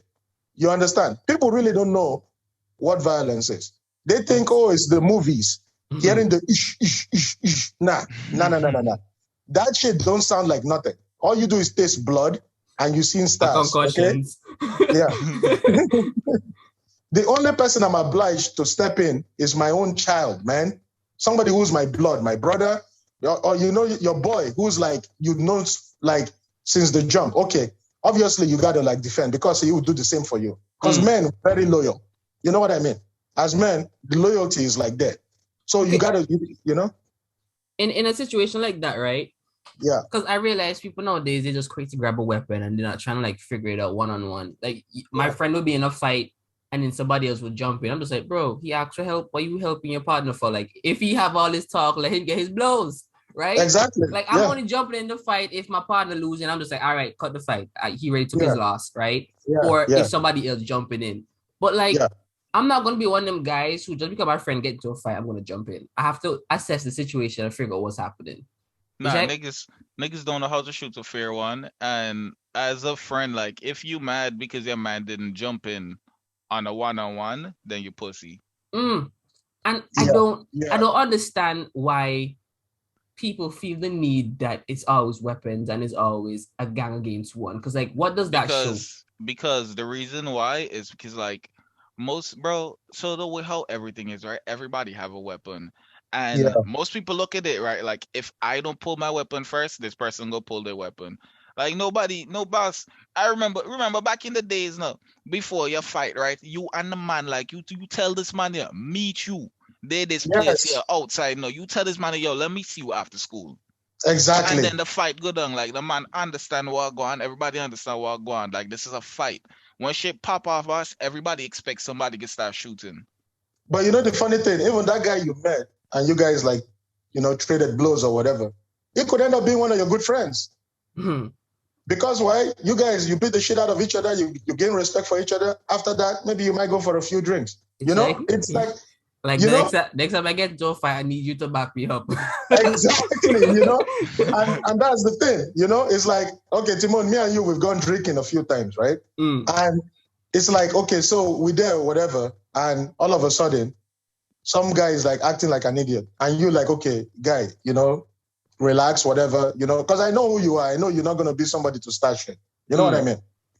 And then all of a sudden, I see the dude, you're not paying attention. Let's say you're at the bar trying to grab a drink or something, and I see the guy got something in his hand and is going towards you. I'm going to hit him with a fucking chair. You understand? Like, because I know he's about to like stab you or something. Of course, I'm going to grab something and I'm going to freaking break it on his head. That's another thing. See, like right there, bro. I went to the bar with my boy, right, Jalen. And I went with Erica too.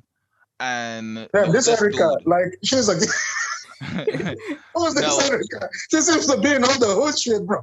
Nah, Erica, my girl. She cool, she calm.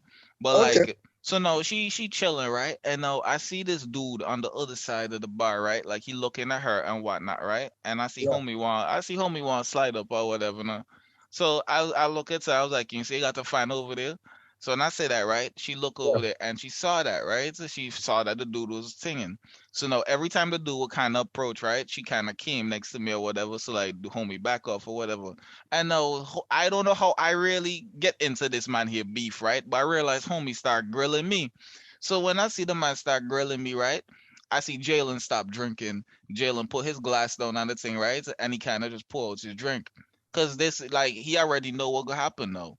Because like homie, he already went. He tapped a couple of his mans in them. It was like 3 of them. And I had a blade in my pocket, and I was gonna start stabbing niggas in the fucking neck. Bro, and that's, I think some females you have every right to defend yourself, man. I think some females really don't read the room sometimes, because like, you as guys, we're already like watching our T's, you know, up cues, right? Bro, we are alert. We looking. Bro, I've been to the beach with Erica and her friends, and I see 3 niggas almost kidnap them.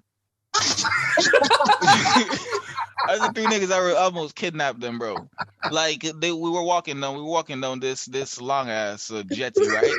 And when they were walking in front of us, so there was three girls and it was like four of us in the back. So you couldn't tell that we were in the same group because me, Jalen, this fat girl, and her boyfriend, and we were just walking in the back. We were talking. I So like how he Erica and her. described the fat girl, but none of the other girls. Like this is a key point that you need to know. He's like, yeah, the fat bitch with the freckles. So we walking down, right? And I saw so it's like maybe like five guys or something, and they were kind of parked up close. When I saw like Eric and them get close to them, I see the dudes in them. They start to coming around like in a circle, and they about to huddle around these girls. And these bitches walking, and they're looking down in their phone, and they're not looking up whatsoever. So now this is a couple weeks after the whole thing in the banner, and Jalen was like, "Yo, these hoes retarded." Like, bro, I believe you. Like, I believe you. Oh my god. Yo, like when they see you tense and stuff, they're like, "Why you so tense, bro?" I'm like, you don't see what's happening? exactly. You're not reading the room?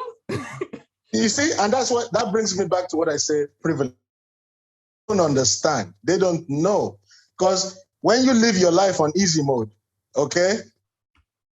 No, we're playing that shit on 2K difficulty, man. Like, our life is like, for men, every single thing you gain, you gotta work for. You gotta fucking bust your ass for. Like, yo, I see Timon's, WhatsApp stories. He's always in the fucking workshop on welding and shit, and, you're standing there, you don't sweat, you through your ass crack, your money, and some bitches like, oh, you can buy me a Birkin? What the? Check. I'm out here working all these hours to spend it on, I would spend it on you, don't get me wrong. But like to just ask for expensive bag, you didn't even say, yo, go buy some groceries. Exactly. You want an expensive bag. Exactly. Like, what are you working for? Exactly. And that's what I'm saying. It's like as what Jaron was saying. He's in that situation now, and he can see the things before this. They just walking la la la la la. They don't see shit.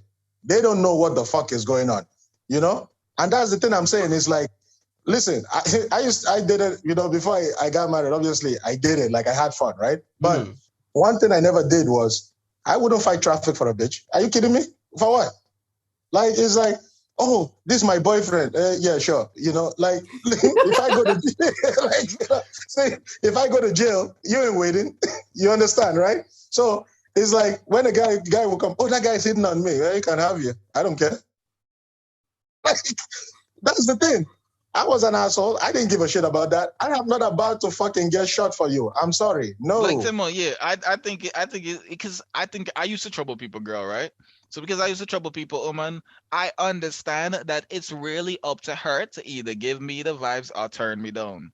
Exactly. So, yeah, they really control the flow of things. Yeah, like if she turned me down, then what else going cool? I'm gonna find somebody else girl for trouble. Yeah. But no, if she could give me the vibes, why must this nigga be mad at me? And thank you. Why are guys so accustomed to rejection, dog? Females ain't.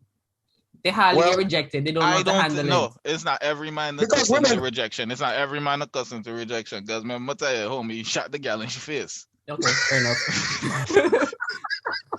Okay, that guy took it too far. Okay, I mean, listen, maybe like I'm twisted or whatever, but that's kind of funny. You reject me, I shoot you. I'm just saying, like I was watching this other, like from the UK, the chick was like, dude, right? She was like, oh, it's from the UK. She's like, oh, you were, like and she punches the guy in the face. The guy sliced off her thumb, bro.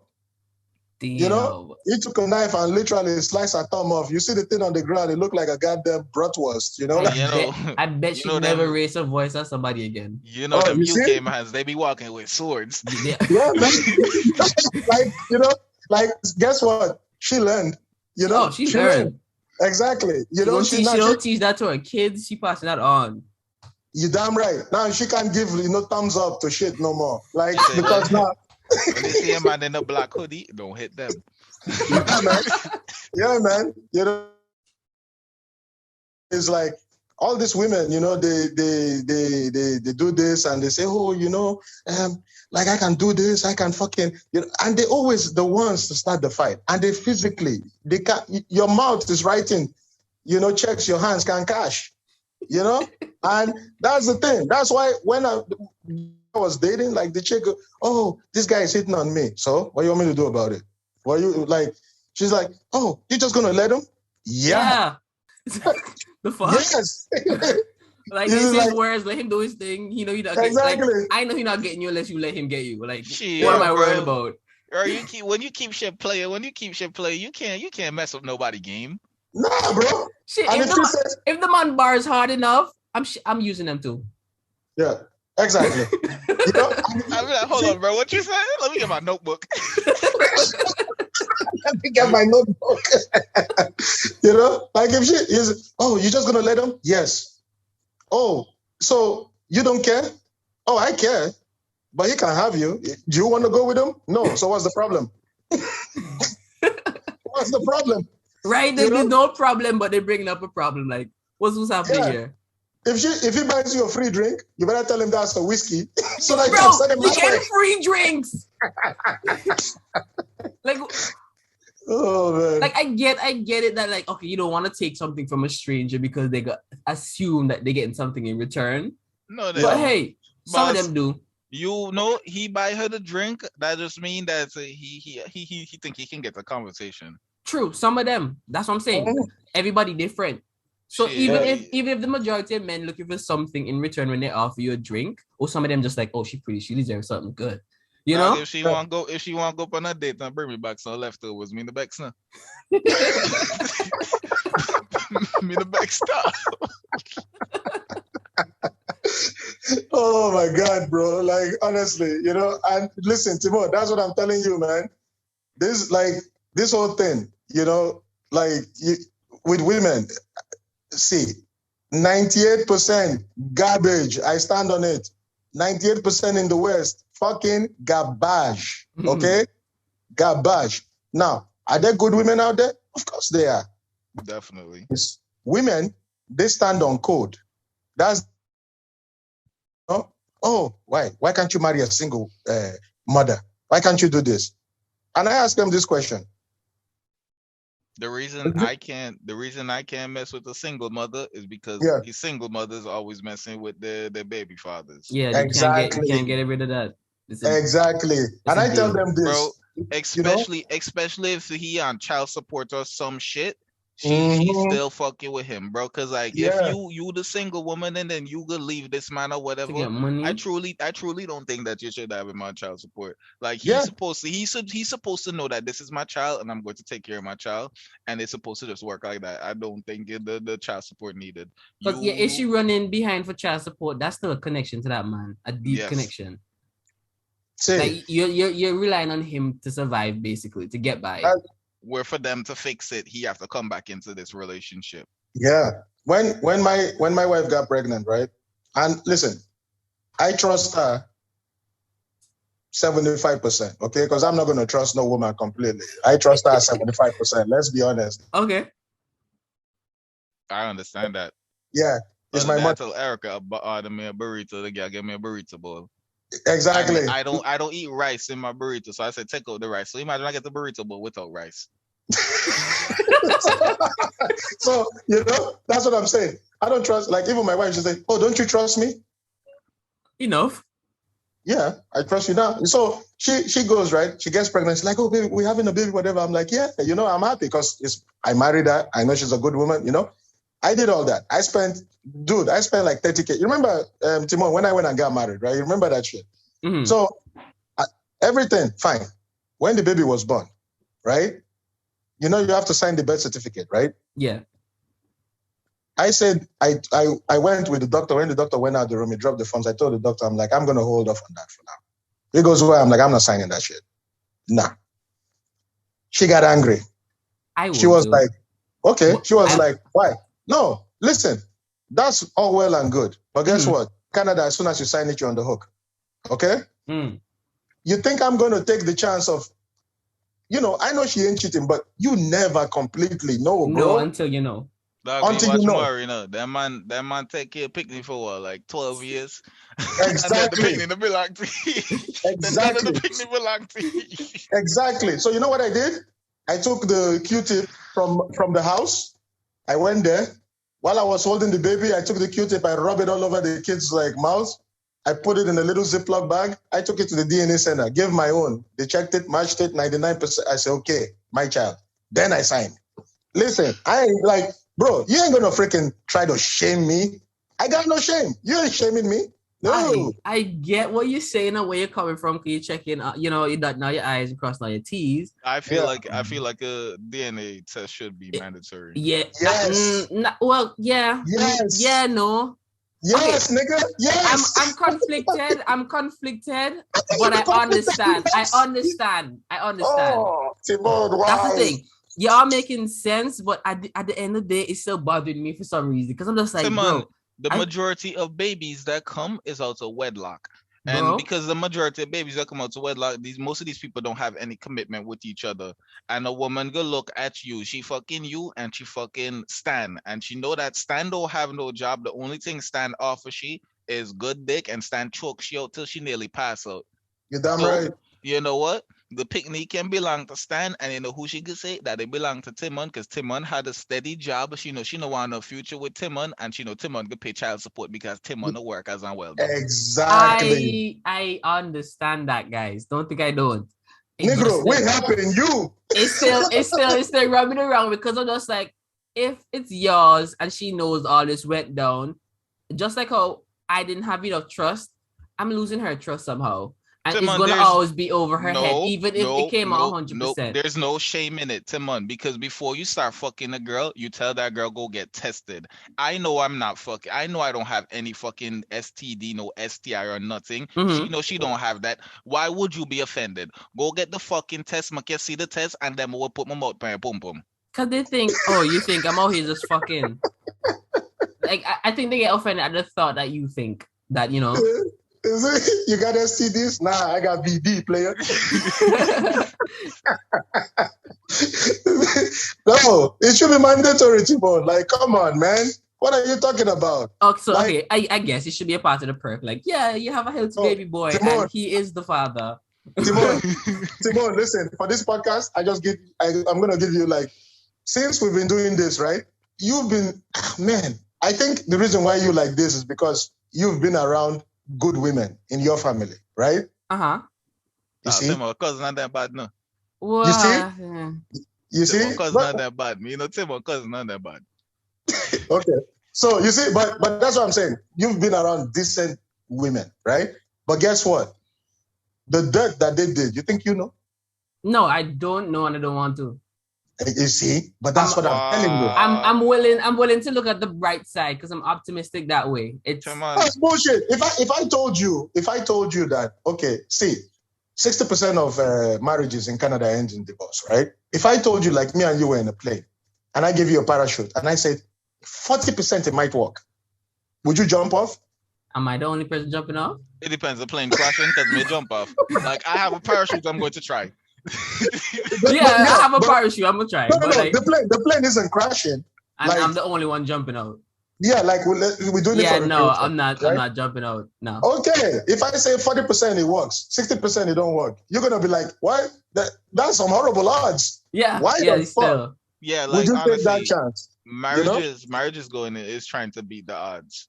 Yeah, it's trying to beat the odds. Listen, the reason I did this is because different side, same for me, the stars aligned because it was same tribe, same language, same everything. We came from literally, my dad had dad went to school together, okay?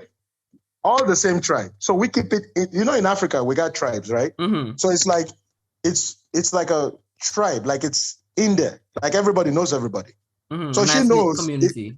Yes, she knows if she pulls some bullshit, she can shame her whole family. You know what I mean? Yeah. So, it's because, bro, the reason we have these constructs is when you give women, okay? And I'm going to say it. I don't care who fucking... Come for me. I'm ready. Listen, if you give women free range, you know what happens? They fuck their way to the Eiffel Tower, all right? You need to put their... Women are you need to put their... You need to put their hypergamy in check. You understand? Because with men, for us, getting sex. Like, okay, if I was to ask you guys your numbers, whatever, I'm pretty sure none of us have fucked 100 bitches. I mean, nobody has fucked 100. I don't even think all of us together fucked 100 bitches. Exactly. That's a little. That's excessive, bro. That's hard. You see, all of us together, like, you know. So think about that. Listen, bro, my number. I'm not gonna lie about it. I'm 34 years old, and bro, I've only fucked 17 bitches in my life. Okay, only 17. I did the freaking number the other day. I was curious. I'm like, oh shit, let me actually. Some of them I don't remember their names, but hey, you know I did it. 17 for like 34 years of life. Because guess what? Hey, I came from a country. AIDS is all over the goddamn place. I'm scared. You know. Makes sense. So, I get you. Exactly. So you know, like, but 17 for a woman, that's like a 1 year period. It's like some of these bitches be getting like, you know, like there was a girl who literally looked me square in my face and told me that she slept with 200 and something guys. I was like, God damn. Trying to get that dops. You're supposed to like, you get him. No. She looking prop. She need prayer. I told her straight up to her face. I'm like, I don't know, dog. I don't know, because if you give her prayer, you know, the Holy Spirit might come visit her to bless her. She might just become the next, you know, Mary. Like, you don't want that. She can't go into church. She might catch on fire. Suppose she like finesse the Holy Spirit for another Jesus. Yeah, man. And that's the thing. It's like I feel like women have it in them to actually do that. Yeah, you need to keep their hypergamy. You know, back in the 50s, back in the 40s, women couldn't do the shit they're doing now. They had to keep that shit in check. The only value, okay, and you know what? I'm gonna say this. I know, Timon. I know this thing might, it might rub them the wrong way, upset your sensibilities. Yes, the only value a woman has is a chastity, bro. Let's be honest. There's a reason men, okay, from the beginning of time, okay, have a problem with being with a woman who's been with a whole bunch of dudes. Because for a man, what is the biggest thing that scares men in their life? Taking care of another man's baby, bro. What the fuck? It's like you think that's your kid and then you turn out that kid is not yours. Kid come out looking with red hair and freckles. You're gonna be like, the fuck is this? This ain't mine. Now, I'm gonna be real because I understand that, because I've been sitting down thinking like if I would ever like adopt a child, because like being real, like I find it cool, like I would adopt a child from a different race. Yeah, adoption, and, like, okay. And you know, take care of it, but I feel like I still wouldn't love that child to like my heart's like fullness, because I know it's not my child, and I don't think I'm going to completely love it. No, but at least it's getting love. Until later on, when he eats, like, you're not my dad. Like, what? You better give him my fucking money. But that's what I'm saying, man. You don't know this. You never know with these women, and that's one of the reasons why you should always be careful with women. You should always be careful. You can, you know. And Timon, I'm telling you, in the matrix. But don't worry. You're about to be saved. Okay? Nah, maybe my body count have to exceed 10 for me to learn. Oh no, listen. I'm working on it. You're not in the 35%. You're in the 25%. You see, Jaron, this nigga red pill. Okay, he knows. Like you know, this guy, he feels it. He understands, right? But Timon, it's very worrying, bro. I'm worried. Okay, nah, I'm not worried about me, man. I know where my shit at. I'm just you see what it is, like me and Timon, we grew up in the same place. We grew up in the same village, right? Yeah. But, like, we have two different experiences. Timon came from a nice, nurturing home. So Timon, like, he stayed under his roof. I was on the streets a lot, right? So I spoke to all these niggas that was on the corner, and I saw how these niggas slutted bitches out. I saw these niggas did everything that they did to hoes, right? And I saw, like, I understood their game. Yeah. And I just, bro, like, you need to actually experience and be near bad shit to actually see when bad shit going on, to understand when to get yourself out of situations. So, like, Timon, like, I like your innocence. I like your innocence. I respect it.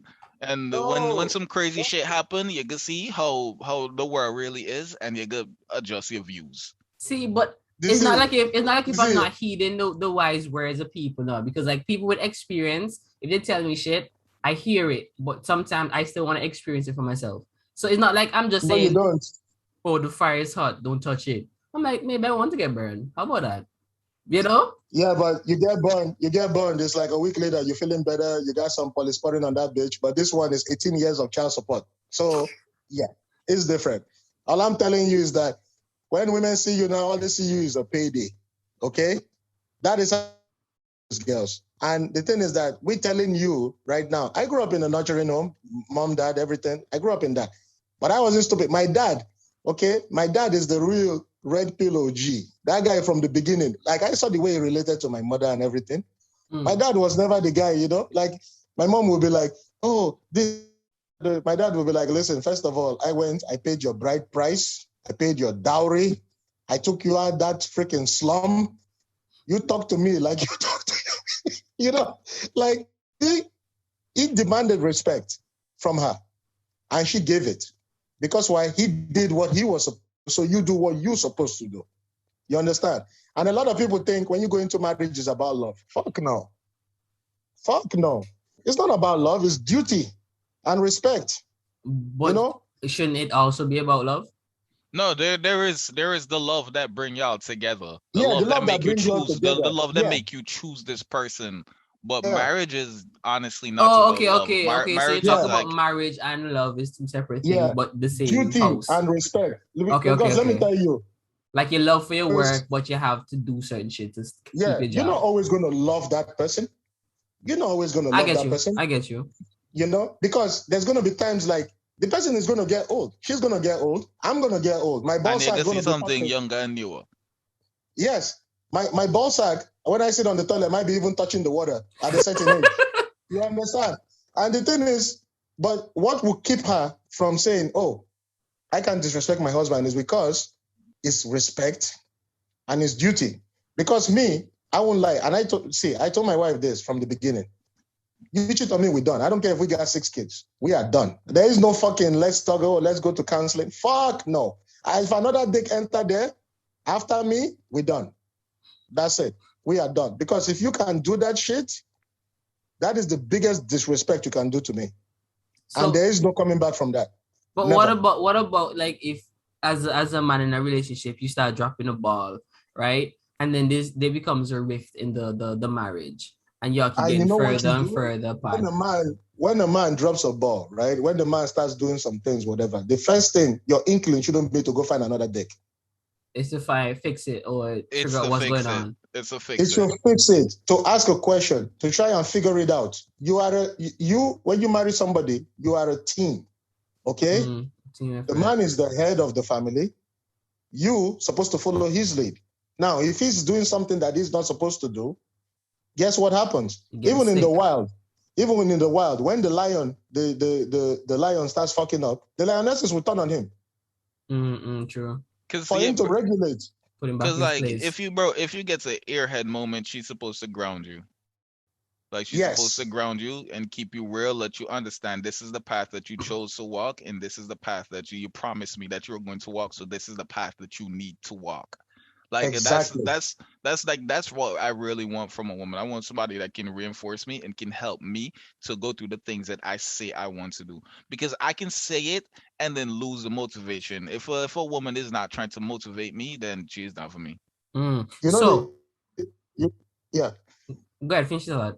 Yeah, the thing is like, let's say we all hang out, right? And I'm with my wife, and we all like talking, and you talking, right? Or Jaron is saying something. If Jaron is saying something, my wife will never cut him off.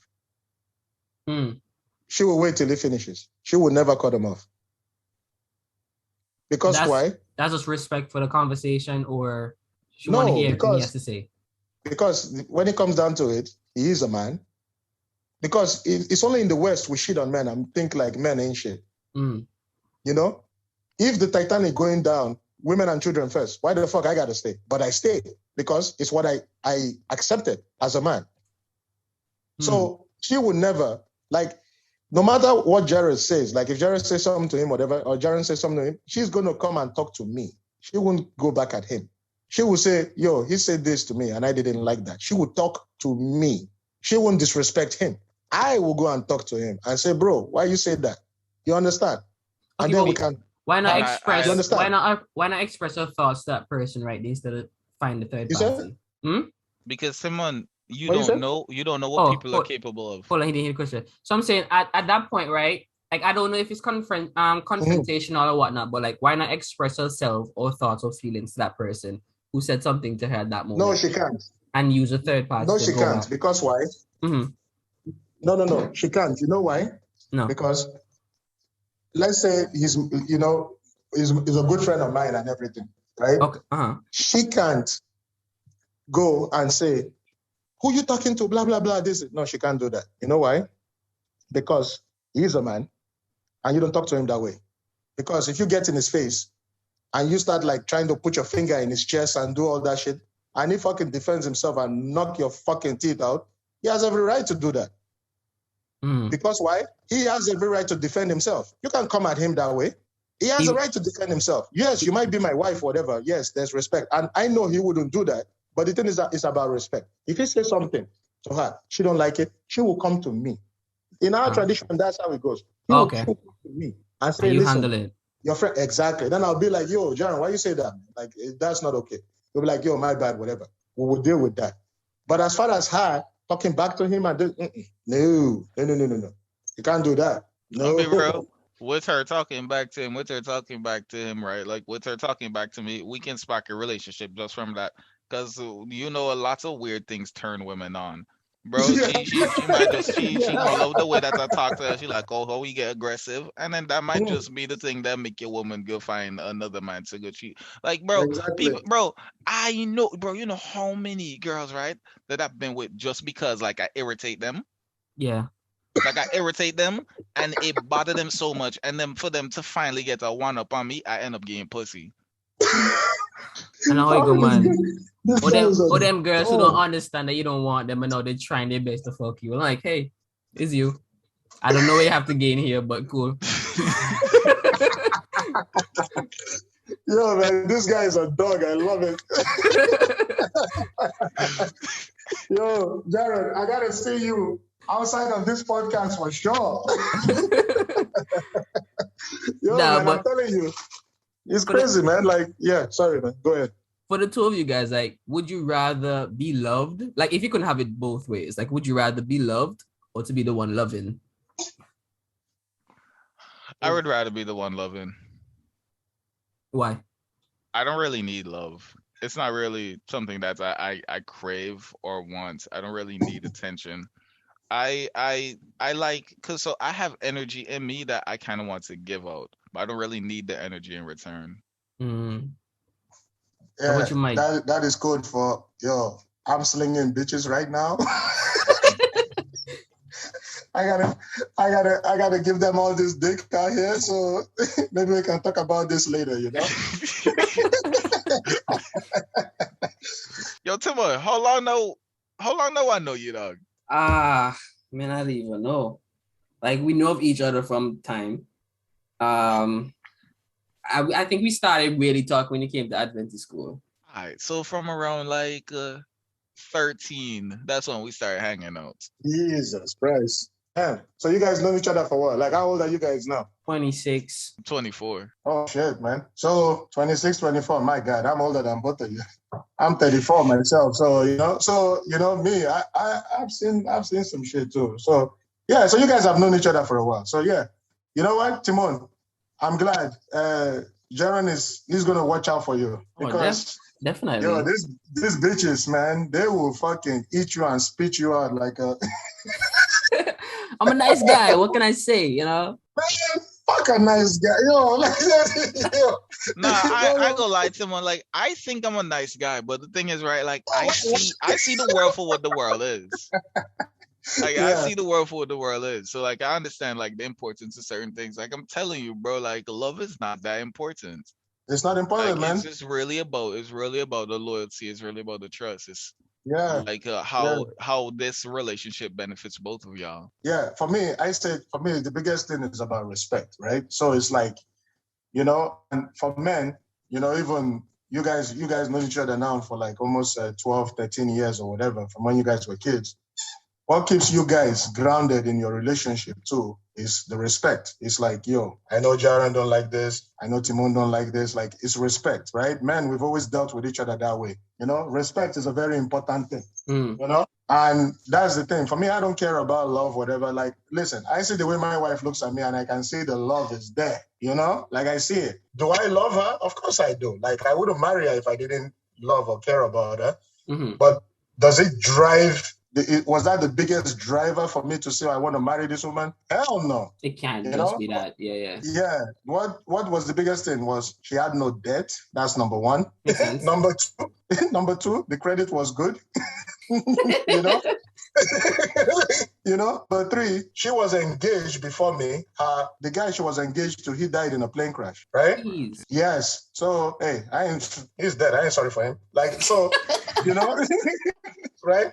So when that happened, she basically was like alone, right? Like that was the guy. When she grew up, the dad had a driver. So when she will finish work, the driver will pick her up back home. From home, work, back home, constantly. Like there was, you know what I mean? She was very sheltered in that way. She didn't have time to grow and experience things because she was, Yes, she was close from that lifestyle, right? So when I met her, at the first time I heard on it, she said, no, I met her at the bank. We didn't even know each other. It's when I started talking to my dad about her, whatever. My dad started asking questions and he was like, what the fuck? Then he called him and said, yo, is this your daughter? He's like, yeah, I have a daughter that works at this bank, whatever. My dad was like, you got to be kidding me. Because if they had tried to put us together, it wouldn't have worked. Yeah. Right? It just kind of happened in a roundabout way, right? So there was a whole bunch of factors that made me say, okay, you know, she didn't have like buddies on her like Kim Jong-un, right? So it was like, you know, it was a different kind of thing. So, you know, there's more important things that goes into it. And that's the kind of person you want to have your child. You don't want a woman who's like a hoe in the streets, like who's been ran through. You don't want that. I mean, when I hear women that said, oh, I had a threesome. Nah, you had a train. Men have threesomes. Women have trains. You know, like, you know, you had a train. Two niggas fucking you. It's a train, man. You got the battery. Bro, another thing, like a lot of these women don't even know that, like, so like you see these women that they looking for threesomes for their boyfriends and whatnot. And like they simply don't even realize that they can't please this man. Like they don't even realize that they cannot please this man. Like this man is not. He is not going to stay with you. Like why? Like, exactly. The threesome is if he needs a threesome in his relationship, then you need to understand like this is not the relationship that you're supposed to be in. Exactly. Like they don't see any fault in that, and they just keep. Bro, I really love to watch women and see the men that they choose because it's hilarious to me, bro. It's hilarious to me. Like I've seen these shits when I was like 12 and shit, and I see all these niggas on the block, and I see when these girls they skip in school and they uniform and they fuck every nigga off the block. Niggas ask me if I want come. I'm like, bro, I'm 12.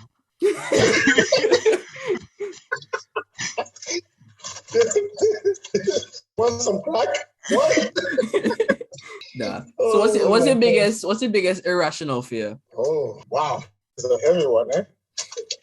Biggest irrational, like what? When you say irrational, you mean rational or irrational? Like so irrational, like it don't make no sense why you're scared of this thing, but like that shit brings a little fear into your heart. Oh, snakes, bro! I'm scared of snakes, man. Yo, I was brutally attacked by a snake the other day. Now I'm listening. Elk didn't bite me, but. What was her name? But I was in the yard, right? And I was moving some shit. So no, bro, after I moved some shit, like I saw something in my peripheral come up to me. I was like, yo, what the fuck is that? So I jump. When I jump, dog, there is this brown snake as long as my forearm to my fingertip, right? And it was brown and it had like a diamond pattern on it. And it's like, I think it's non-venomous, I think, bro. Because I didn't even know that there were snakes in fucking Philly. Holy fuck. Wait, bro, you're in the States? Yeah. Holy shit, eh? Okay. I didn't even know there was snakes over here, bro. I was scared as hell, bro. I'm like, yo, what the fuck? Because every time I've seen a snake, it's always been behind, like a glass thing, and it's somebody's small pet snake. This is a snake in somebody's yard that came up to me. Damn. Nah. I was wanting to see a snake in a while because I won't kill it, to be honest, but just cool. I went back with my backpack because I was trying to catch it. Because, boy, that was going to be my pet. Oh, shit, man. You should just make the wrong mistakes in life. Yo, man, snakes scare the shit out of me, man. I can't do snakes, man. Like I've tried, like oh no, like it's just something about it. Like I can't do it. You know, I see them and I just want to go the other way. You know, like any way far away from snakes, I can't. That's like my irrational fear. I know I shouldn't be as afraid of them like that, but I'm just petrified, bro. Like, oh my God, snakes? Oh no. No. Even those Like, pythons that seem so nice and docile, and you yeah, put them on your shoulder. they fucking strangle the fuck out of you. Yeah, you crazy. You not putting a big snake like up on me. Like this snake, bro, the way this snake kill people is by constricting them. Yeah, but they have. So I put this by my neck. They're not gonna kill you. They're not gonna kill you until they know they can swallow you. So they keep like when they have snake to go holders, and size you up. They have to size you up after a while. They're like, oh, I think I can fit this man in my stomach and digest him. All right. Oh, that's nice. So it's like, oh, let me have this pet that's gonna wait on me to. That's exactly what it is. Snakes are in 5 more years.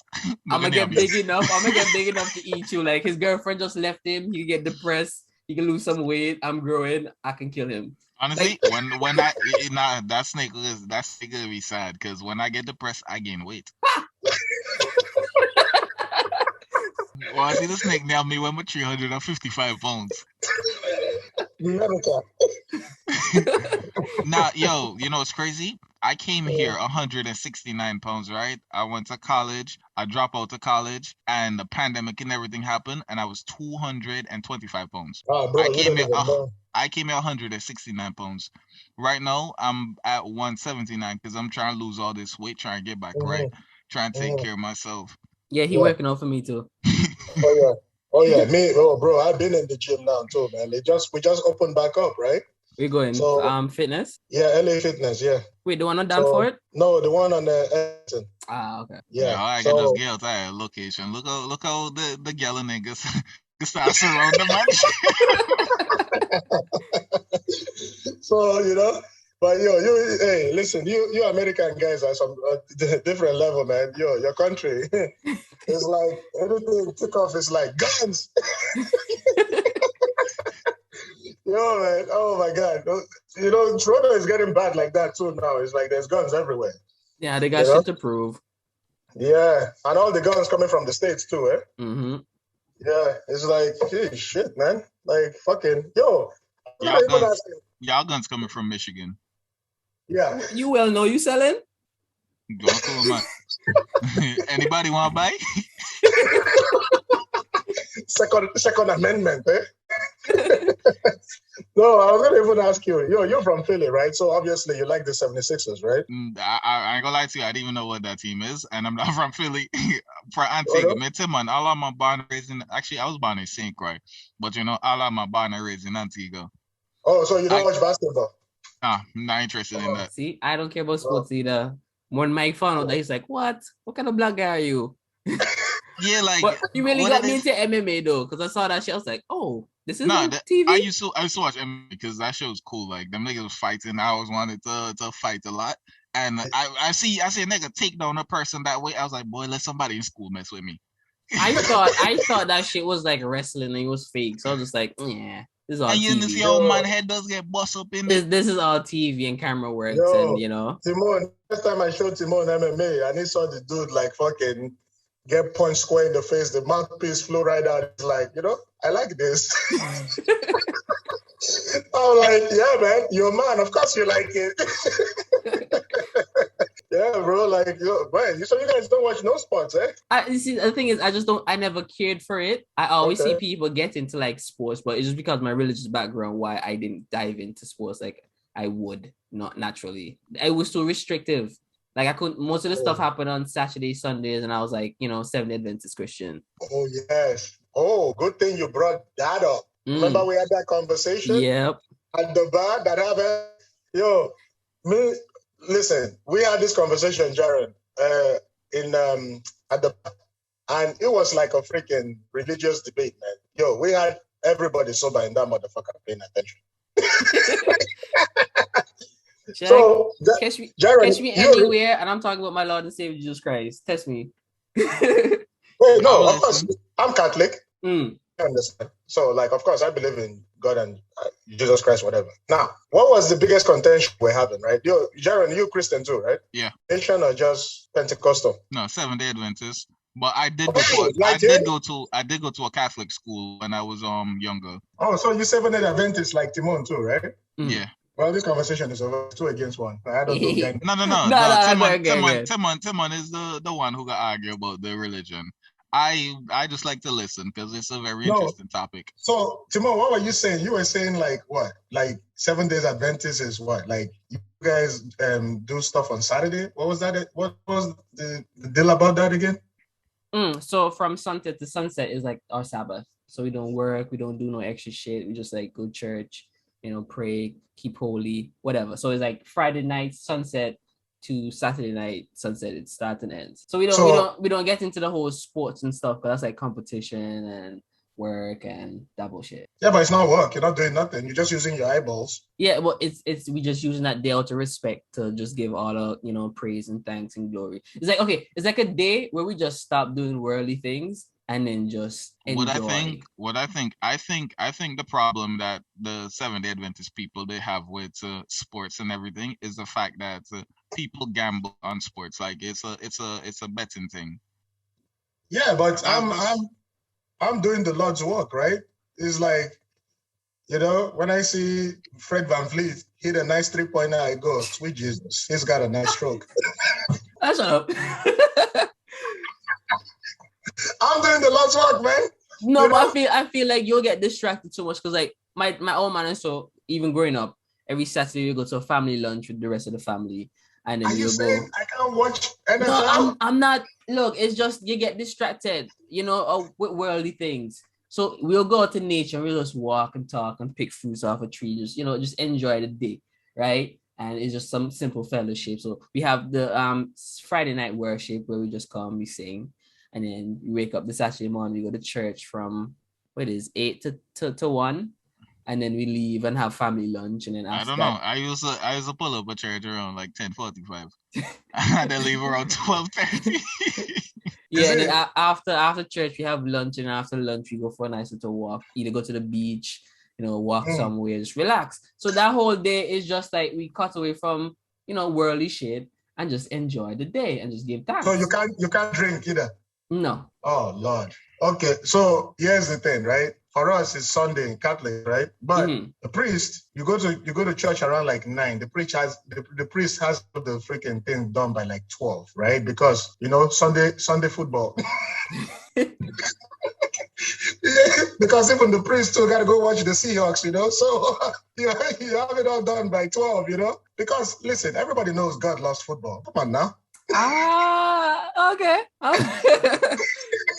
What used to bother me with Sunday people is just like they said, Sunday is their Sabbath, their holy day, and then they go to church and they only celebrate their whole day for like a couple hours, and then it's whatever. I was like, hey, I thought it was supposed to be the whole day. Why y'all doing laundry, going out eating, gambling, doing all kind of stuff when it's supposed to be the day that y'all gave to the Lord, giving back to the Lord in prayer and thanks. So that used to bother me, and I'm just like, I guess everybody's different. And let me ask you this, right? So let's say as a 7 days Adventist, right? Mm-hmm. I'm not supposed to do gambling or whatever on Saturday. Fine. But let me ask you this. What if I bet on Thursday and the game happened on Friday and I lost, and the loan shark comes for the money on Saturday? Tell him come on Sunday. You have the money for him on Sunday. He comes to collect his money. What am I going to say to him? Oh, I'm 7 days Adventist. I can't give you your money. What are you going to say? Yeah, come back tomorrow, put some interest on it. Simple. You're going to tell a loan shark to come back tomorrow? Or put some interest on it. Okay. That's all I can do. And then the next time I don't do business with him, because clearly that interest is going to be high. Bro, I don't think you're going to see next time. And he fucks up the leg.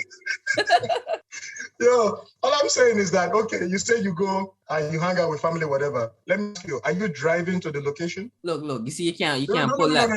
You can't pull that because driving is not work. It's a thing that you do like walk, and you just decide to use the transport. It's like, okay, in the Bible, what's the difference? I'm not moving anywhere. I'm sitting on the couch and I'm using my eyes. What's the difference? The difference is you're gonna get caught up in the swell of things and forget at some point. What about people who like to? What about people who like to drive and they speed and race? What about that?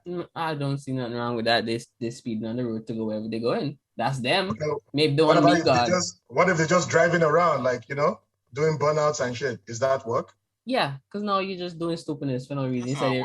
Instead you relax. No, but now at this point, you're just out here doing stupidness and you're not really. Where's the God in that? It's not about where's the God in that. Timon, like some of them have plus power. No, okay, I can't. Timon, it's his downtime. That's what you're doing on your downtime. Me going down the highway, right, and going 135 miles per hour. That is a hobby to me. It don't make sense to people, but that's a hobby to me. Okay, but then that's something that you can do on your downtime because like it's not hurting nobody. You're not doing nothing to to whatever. That's you on your downtime. But I don't see how the driving getting into this. But like in the Bible, they had this parable or something, or the story that God was telling, and he was like, this man on the Sabbath, they're telling people, oh, you can't move your bed, or you can't do this, and make up my bed. That's what they were saying in the Bible, right? And God was just like, they don't make no sense. You're telling people on the Sabbath, y'all can't do this, but you as the priests and the prophets, y'all are selling shit in the church, have doing business, but other people can't do stuff. So the religion back then was using religion to limit people or keep them in a place or control them, right? So then he said, as a rich, he says, as a rich man, if your cow work in the field on a Saturday, right? Or you taking the cow from the field back to your place, and on Saturday fall in the hole. Do you leave the cow there and let it die? Or do you go call your friends then to take it out the hole? Right? The rich guy who talking about he upholding the Sabbath, they says, oh, you leave the cow there and come back after the Sabbath. And God's like, it's stupid. You go and get the cow out the hole. That's him putting in work, but God is saying that, that cow is your livelihood, right? You can't let the cow just die in a hole because you're being ignorant and stupid. Like there's certain things that you can do on the Sabbath, and it might be work. But like on Fridays, we try to prepare everything so we don't have to do work on the Sabbath. We just relax and rest. But it's not to say that we can't do it. It's just, hey, why worry yourself doing all this when we can just relax and just praise the Lord of Savior Jesus Christ? You know what I mean? So to say that it's not a can't, it's not mandatory. It's just relax. Let me ask this one. What about the teenager that masturbates on the Sabbath? What about that? Is that They have a text, right? That said, don't spill your seed on rocks. Okay. But it's not spilling. You're not spilling it in the rocks. You're spilling it into a little towel. Shut up. Stop spilling your seed and working so hard, okay? Hey, listen. When I was a teenager, man, when I was 15, Friday. God damn, I was on that shit. I think that's what gave me a good left hook in boxing, actually. I had a problem when I was a teenager, man. I had a problem, bro. When he beat you, he beat it till like, that shit, right? The line. I didn't even know what to call it, but that line thing that connect the head to the skin, like that shit ripped. Oh, you were going, y'all no chill. And then you know what was crazy? That didn't stop me. Like it hurt, and I still continued. Man, obviously, I'm a risk carpet burn all kind of things. Like fuck that. Yo, you got to do it, man. That's why you see all the fucking Talibans. They blow themselves up. Like, bro, that energy got to go somewhere, man. Yo, I was bidding it when I was young, like it owed me money, man. Holy shit, bro. That's the only thing you had control over, anyways. Control? There is no fucking control. It's impossible. That's the only thing you have for yourself that you can enjoy that nobody have control over. Like you can determine, yeah, I'm gonna beat this shit out. I didn't have control over it. Yeah, boss, Timon, I had a problem. I telling the boss I had a masturbation problem. Like, boss, every teenage boy has one. No, I would go until right in the evening, get up, I'm until I try.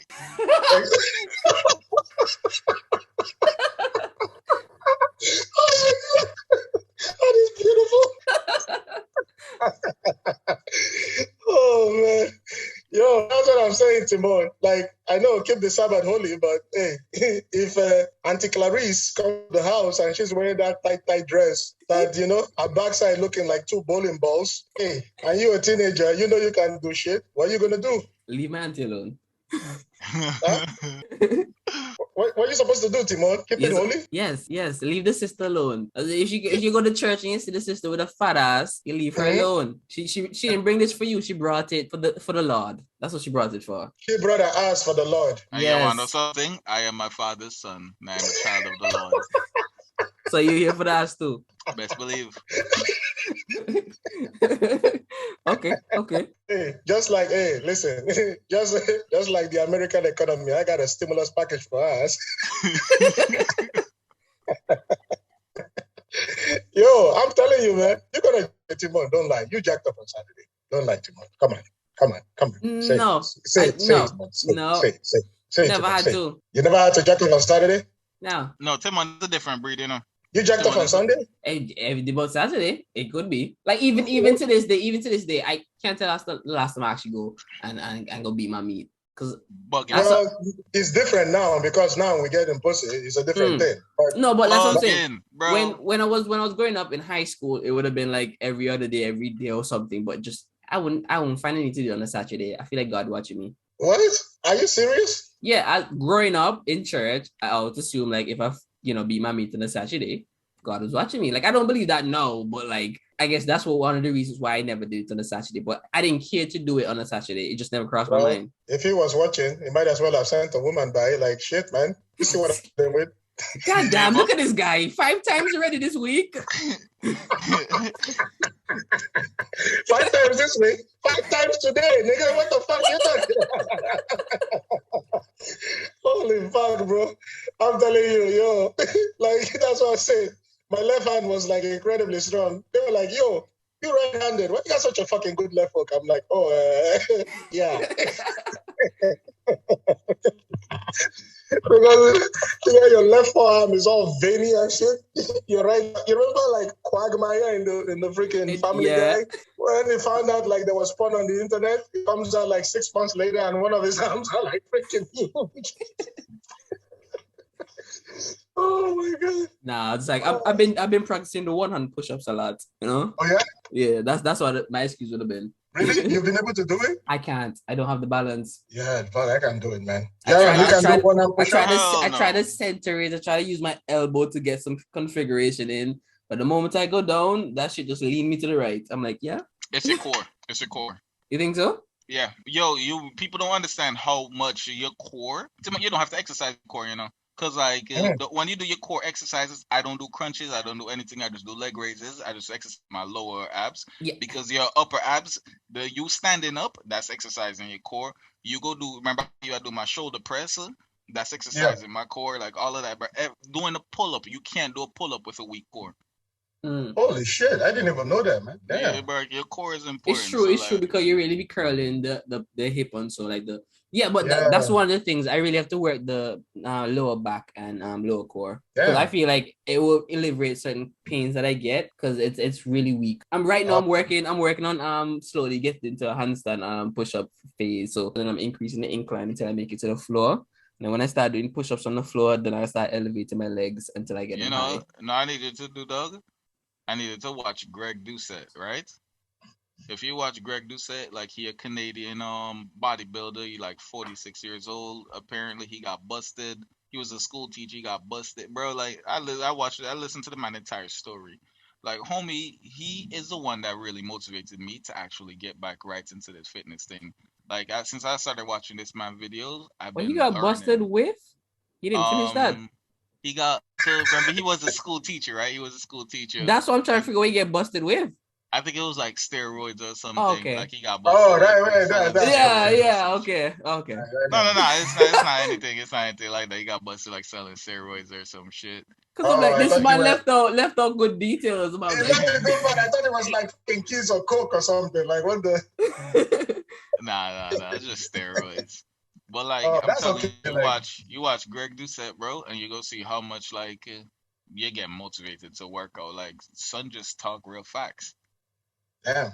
No, like shit, man. I'm learning some shit now because like I didn't know about like core training and everything. Like obviously I know you work your arms, whatever, you strengthen your core and all that, but like I didn't know like just standing was actually like working out your top. Like who the fuck? Like I didn't know that. I'm telling you, a bunch of the guys even that are fighting, they don't even fucking know that shit. You know, they got like an old school trainer, old fucking dude. Like, yo, you gotta do the abs. You gotta fucking hit it with like baseball bat and shit. Like, you know, like, nah, that's killing yourself.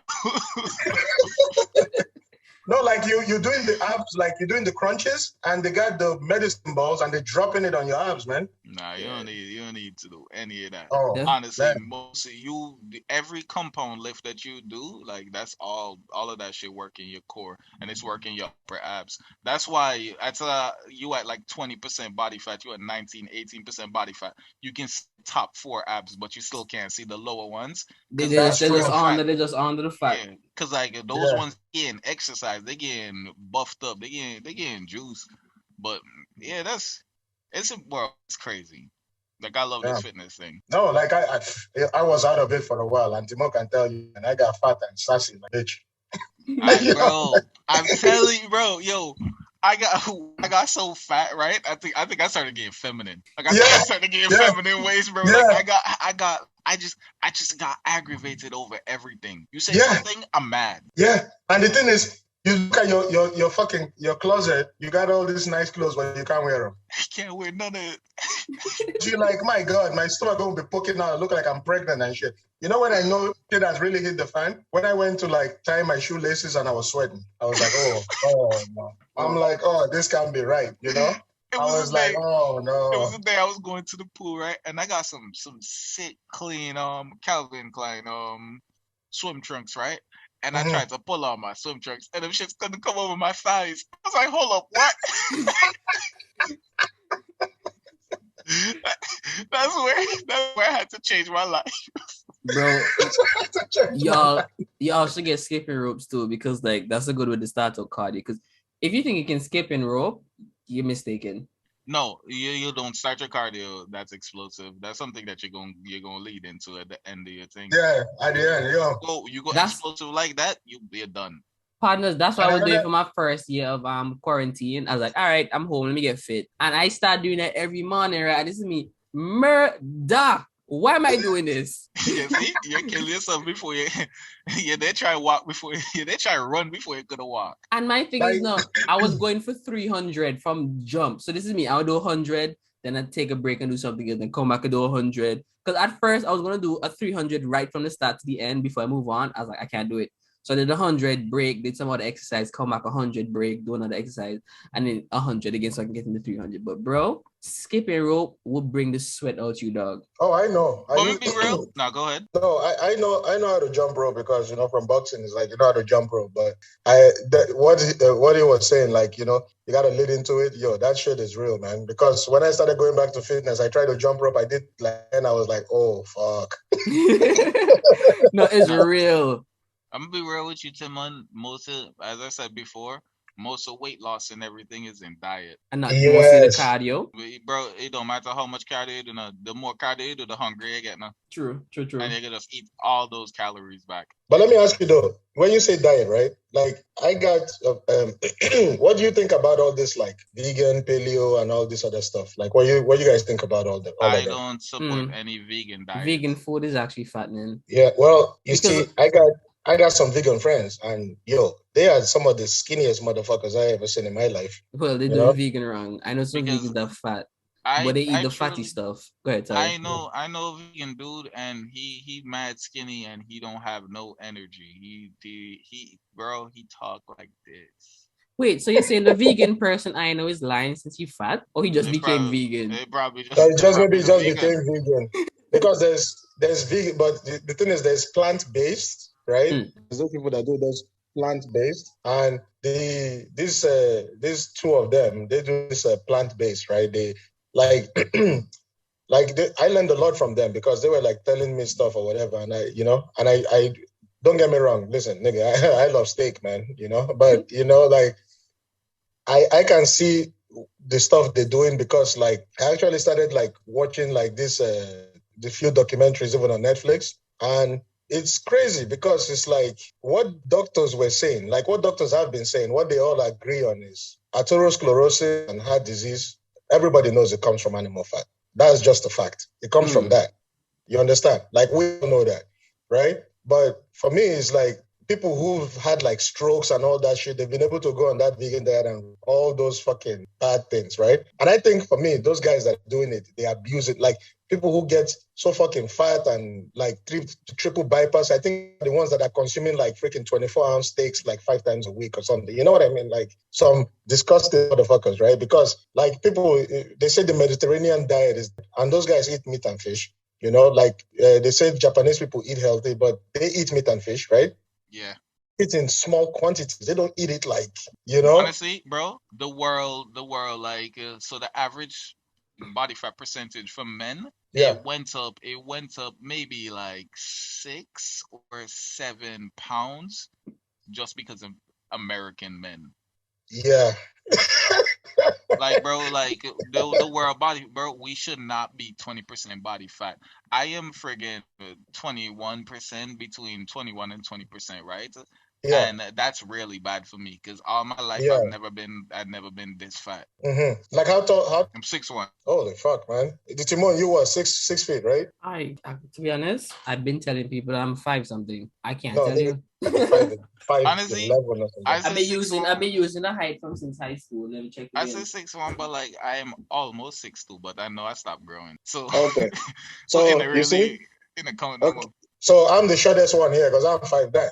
So you know, like for me, the perfect weight for me, is like about 170, 175, like that range, because I'm very stocky. I carry like a lot of like what do you call it? Like I pack on muscle like really quickly, you know? Mm. I think it's that West African bullshit, right? Like, you know, like so, and I'm broad, like I'm really broad, right? Like Timon has seen me, like I'm like my shoulders, I'm very wide in that way too. So like I carry like a lot of muscle on myself. So I can't be 150 or 160 no, it will never happen, right? But you 6 feet and 6'1". So for you being tall, right? Like a lot of times it's going to be difficult for you to even notice because, you know, it kind of stretches out, right? Yeah. So it dissipates in the height. Yeah, because tall people, like you don't really see that shit in them as much, right? Because you guys kind of distribute it evenly. But when you short and fat, holy fuck, bro. Jesus Christ. I sent you a picture, right, of this dude. Like, he another one of the dudes I watch to, like, train. Guess this nigga with. Like, you see how big this nigga is? Yeah. In chess? In everything. Who is it, Mike Rashid? I was thinking of Jeff Nippard. Like, he stays between 160 to like 170. I just sent it to you, Mike. He's got to be like 5'5". Like he's a short. Like this guy is a short. He's a short guy, definitely. Yeah, he stays between 160 to like 172 or some shit like that. Oh, and he look this big? Yeah, bro. I'm telling you, I can drop my weight to 160 pounds once I get the muscle back on me. Like it's not going to look the same. Cause I have 100, right, and 45 pound of lean muscle on me. And remember, I told you I'm 179, so the rest of my body is fat. That's where the 21% of my body fat is. Yo, Jaron, but that dude looks like he's juiced out though. Like, nah, he's like natural. He natural. That nigga natural? Yeah. Naturally taking steroids. that nigga natural. That nigga natural. I think that guy loves baseball magic, eh? He's like, you know. That dude is like, is on gear or something. Holy fuck. Look at him. My God. Look at the striations, eh? Good Lord Almighty. That's not even as lean as he can get, bro. That's around like 12 to 10% body fat. Okay, that is I mean, to 12, that's unsustainable. I think like having that constantly, I don't think that's helpful, you know? You can definitely do it. I feel like it's below 10, that's where it's tough. Because below 10, you can't really eat that much. Actually, you can. Because if you change the things that you eat, like Tim, I'm changing, right? And I bought the egg whites instead of like, I have whole eggs and I bought egg whites.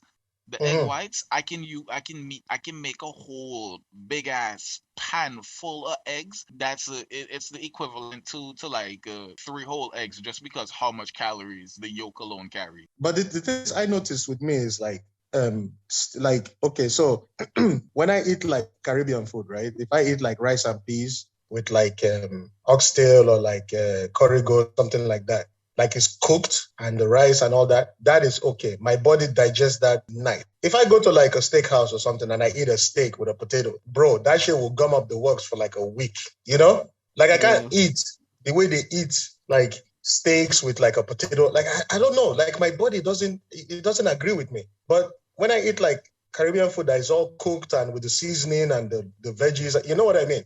Yeah, it's like it just I can go to the agrees washroom with your tomorrow. body. It just agrees with your body better. Like I feel like certain things your body like have more attachment to, because I'm not gonna say certain food over here don't have seasonings that hit me, but it's like when I have a certain seasoning in the food, my body accepts it better than others.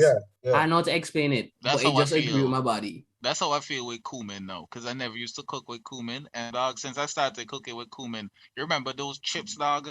Nazumas. You remember the one that was in the purple and like black bag? The one that kind of had like this after ghost spicy taste?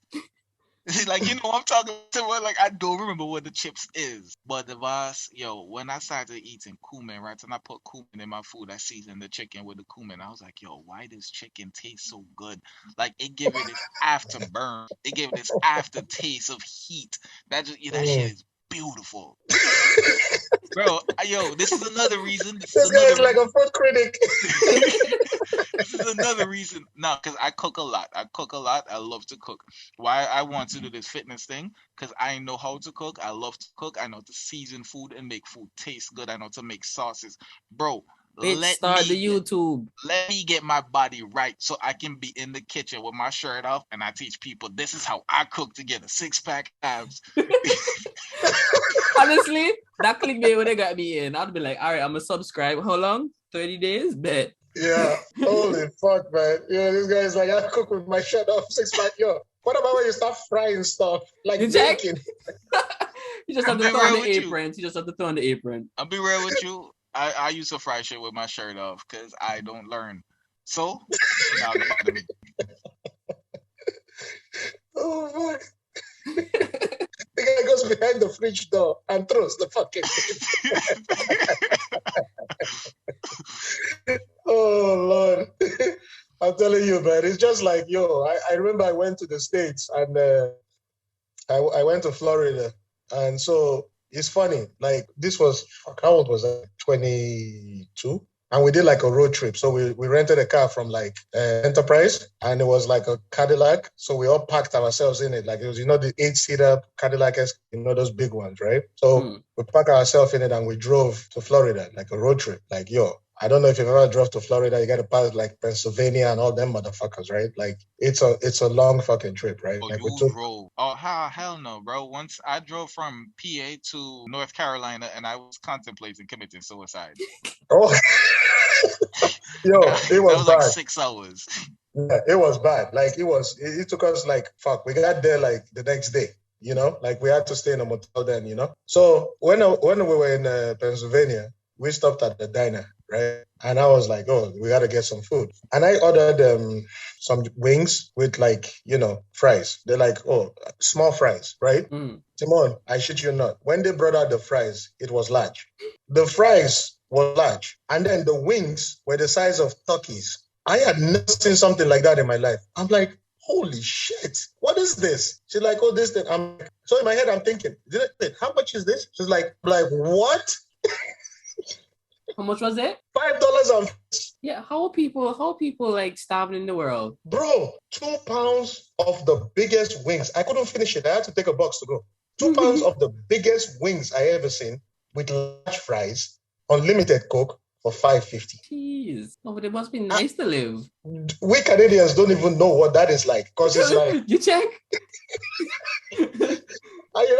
And so I was like, okay, could I get some vinegar for the fries? Because Jerry might not know this, but in Canada, yeah, we put vinegar on fries, right? So yeah, they do that, not me. Oh yeah, well, so I put vinegar with salt and pepper, right? So I was like, could I get some vinegar? She's like, you put vinegar on your French fries? I'm like,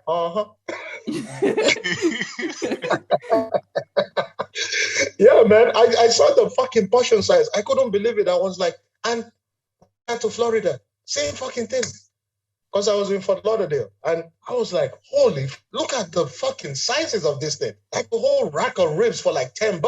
It's like, what the fuck? how are these people like? Why is it so cheap?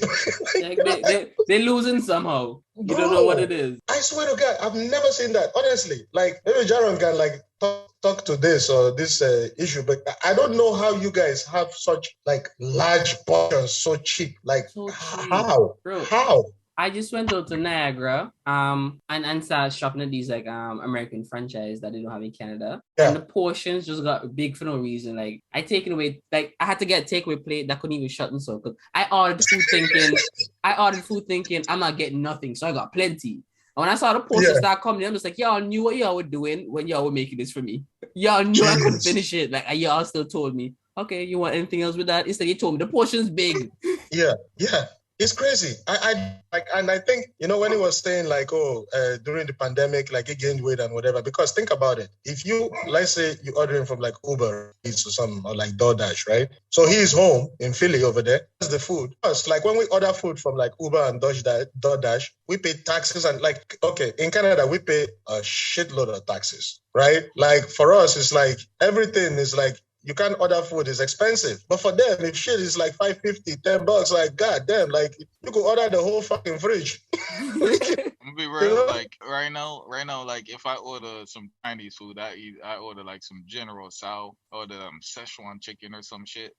That's my meal for the entire day because that is a pretty big portion, and I don't think people realize that. Like the portion is enough for your entire day. See that? Like you Sounds get nice, man. Bro, you get like from Crown Chicken, you go get like 15 piece or like a 10 piece or something chicken. Wait, did you say 50 piece? 15, teen. Oh, 15, okay. Oh. You get like a 10 to 15 piece and a large fry. That's basically your entire day because that's a whole lot of chicken. How much is a 15 piece like chicken? Like how much is that? It's really not that much. It's probably like $10. Oh, freaking believable. Because I'm pretty sure if you get like they don't give us like 6 or 7. Yeah. And y'all get a whole 10. Yeah. Check. Could even fathom what those extra wings would do. Yeah. Like honestly, bro, right now I from like the Chinese, so we get like this honey fried chicken. It's like popcorn chicken, but you got this honey thing, and they give you a full honey mustard. No, like a honey based sauce that they make, and they give you a full crate. So the full crate of food, they give you that of chicken, and then they give you your rice separate. So I gotta have that, and I will eat that for 4 days. How much is that? That is the whole thing is $13. I thought this one I was gonna say 30. No, 13. I ordered 2 burgers. I came up to 30. So I was like, y'all sending somebody to eat it with me or something? Because I don't understand why these prices like this. This is fucking insane. Oh my god, I think that's why we go to the States. We're like, how is this? Like, because we don't even understand like the prices, man. Like I look at the food, I'm like, cause man, in Canada we pay such like high prices for shit, man. Like, fuck. Like even a beer is so cheap. Like Timon, when we go to the bar, we buy like a bottle of like something is like a bottle of like beer. Like, but then it's like $2 something or $3. Like, you know what I mean? It's fuck, man. Like, Americans got it made for food and shit, man. Like, like it's no crazy. They're always at the clubs. It makes sense. That's why they can eat out so much, right? Because for us, you can afford that shit. Yeah, hell no. Like you order like so here you order a meal like the Chinese food he was talking about. You order a meal for like 4 people, Chinese food. After you order the meal for 4, it's probably like $60. Yeah, like that shit heavy. Yeah, like $60. Like when you add the tax, delivery charges, all that, you're looking at like maybe like $60 for that. For him, it might be like what, 40, maybe 30, right? So, man. Well, it's okay. If y'all want to survive, go to America. Well, till you get the fucking heart disease, and you better hope you got insurance. Hey, life was good. It was delicious. It's good. It was delicious. When you get the diabetes, they gotta chop off your foot. Man, I see some like, when I went to the States, I was like, like there were some big motherfuckers there. Like, holy fuck. They're just bigger than everybody else. They just like even not even like fat. They just like big. The crazy thing about it, crazy thing about it, the majority of the people that's big is black people. Yeah, that's true. Like That is true. that's why like I love this fitness thing because I feel like I'm into the white man's world now that I'm into the fitness because I'm counting my calories because I remember going to college and I hear these white girls talking about my calorie count for the day I only have this much. I'm like, what's wrong with these bitches? But no, I listen. No, I understand them. I'm like, y'all are smart. Like y'all are just more advanced than us. Like y'all were taught how the world works. We just struggle. But the problem is because for us, like where you guys were coming from, whatever, we eat from the land, like natural. You know, we eat natural stuff. Yeah, the food is packed with a whole bunch of, I don't know what the fuck, like GMOs, steroids, fucking asbestos. Who the fuck knows what is in anything nowadays? You know? So it's like, you know, I have my cousin, I see the kid is 15 and is already like 6 feet. I couldn't freaking believe it. I'm like, yo, this kid is going to be like 6'8" when it's done. Like he's freaking tall. You know what it feels like talking to a 15-year-old and have to look up to him? You know? Oh, man, that's real. You know, look at it. You got girls who are like 12 years old already have like what do you call it, a B cup in a bra because they're getting too big. Like they're just growing up fast. You see 16-year-olds that look. It's the chemicals that they put in all the meats, man. Yeah, and you know that is not good for them because it's like the girls are mentally they're still kids, but they're in the woman's body. You know what I mean? Which is fucking horrible. You know, I feel bad for them kids because they like how? Because there's some creepy motherfuckers out there. I mean, let's be honest. That's for sure. Nah, yeah, they are really some weirdos. But you know, another thing, it's really hard to like look at women and kind of gauge their age. Because one thing I learned since I was upstate New York is don't talk to no girl during the winter time. Because everybody look like a grown up in coat. Winter clothes.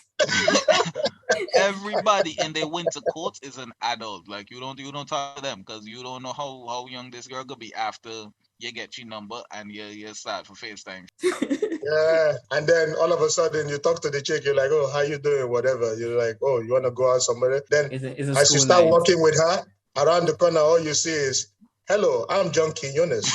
What would you do? See Gerald like backside. He's like, oh shit, they got me.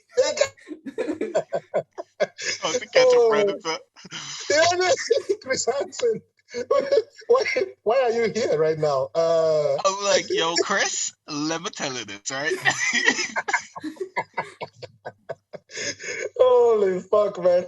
Those guys like busted are just like, I'm like, yo, buddy, just shut up. So that shit is hilarious, bro. That shit is hilarious, bro. Because I used to watch that show and I'd be weak.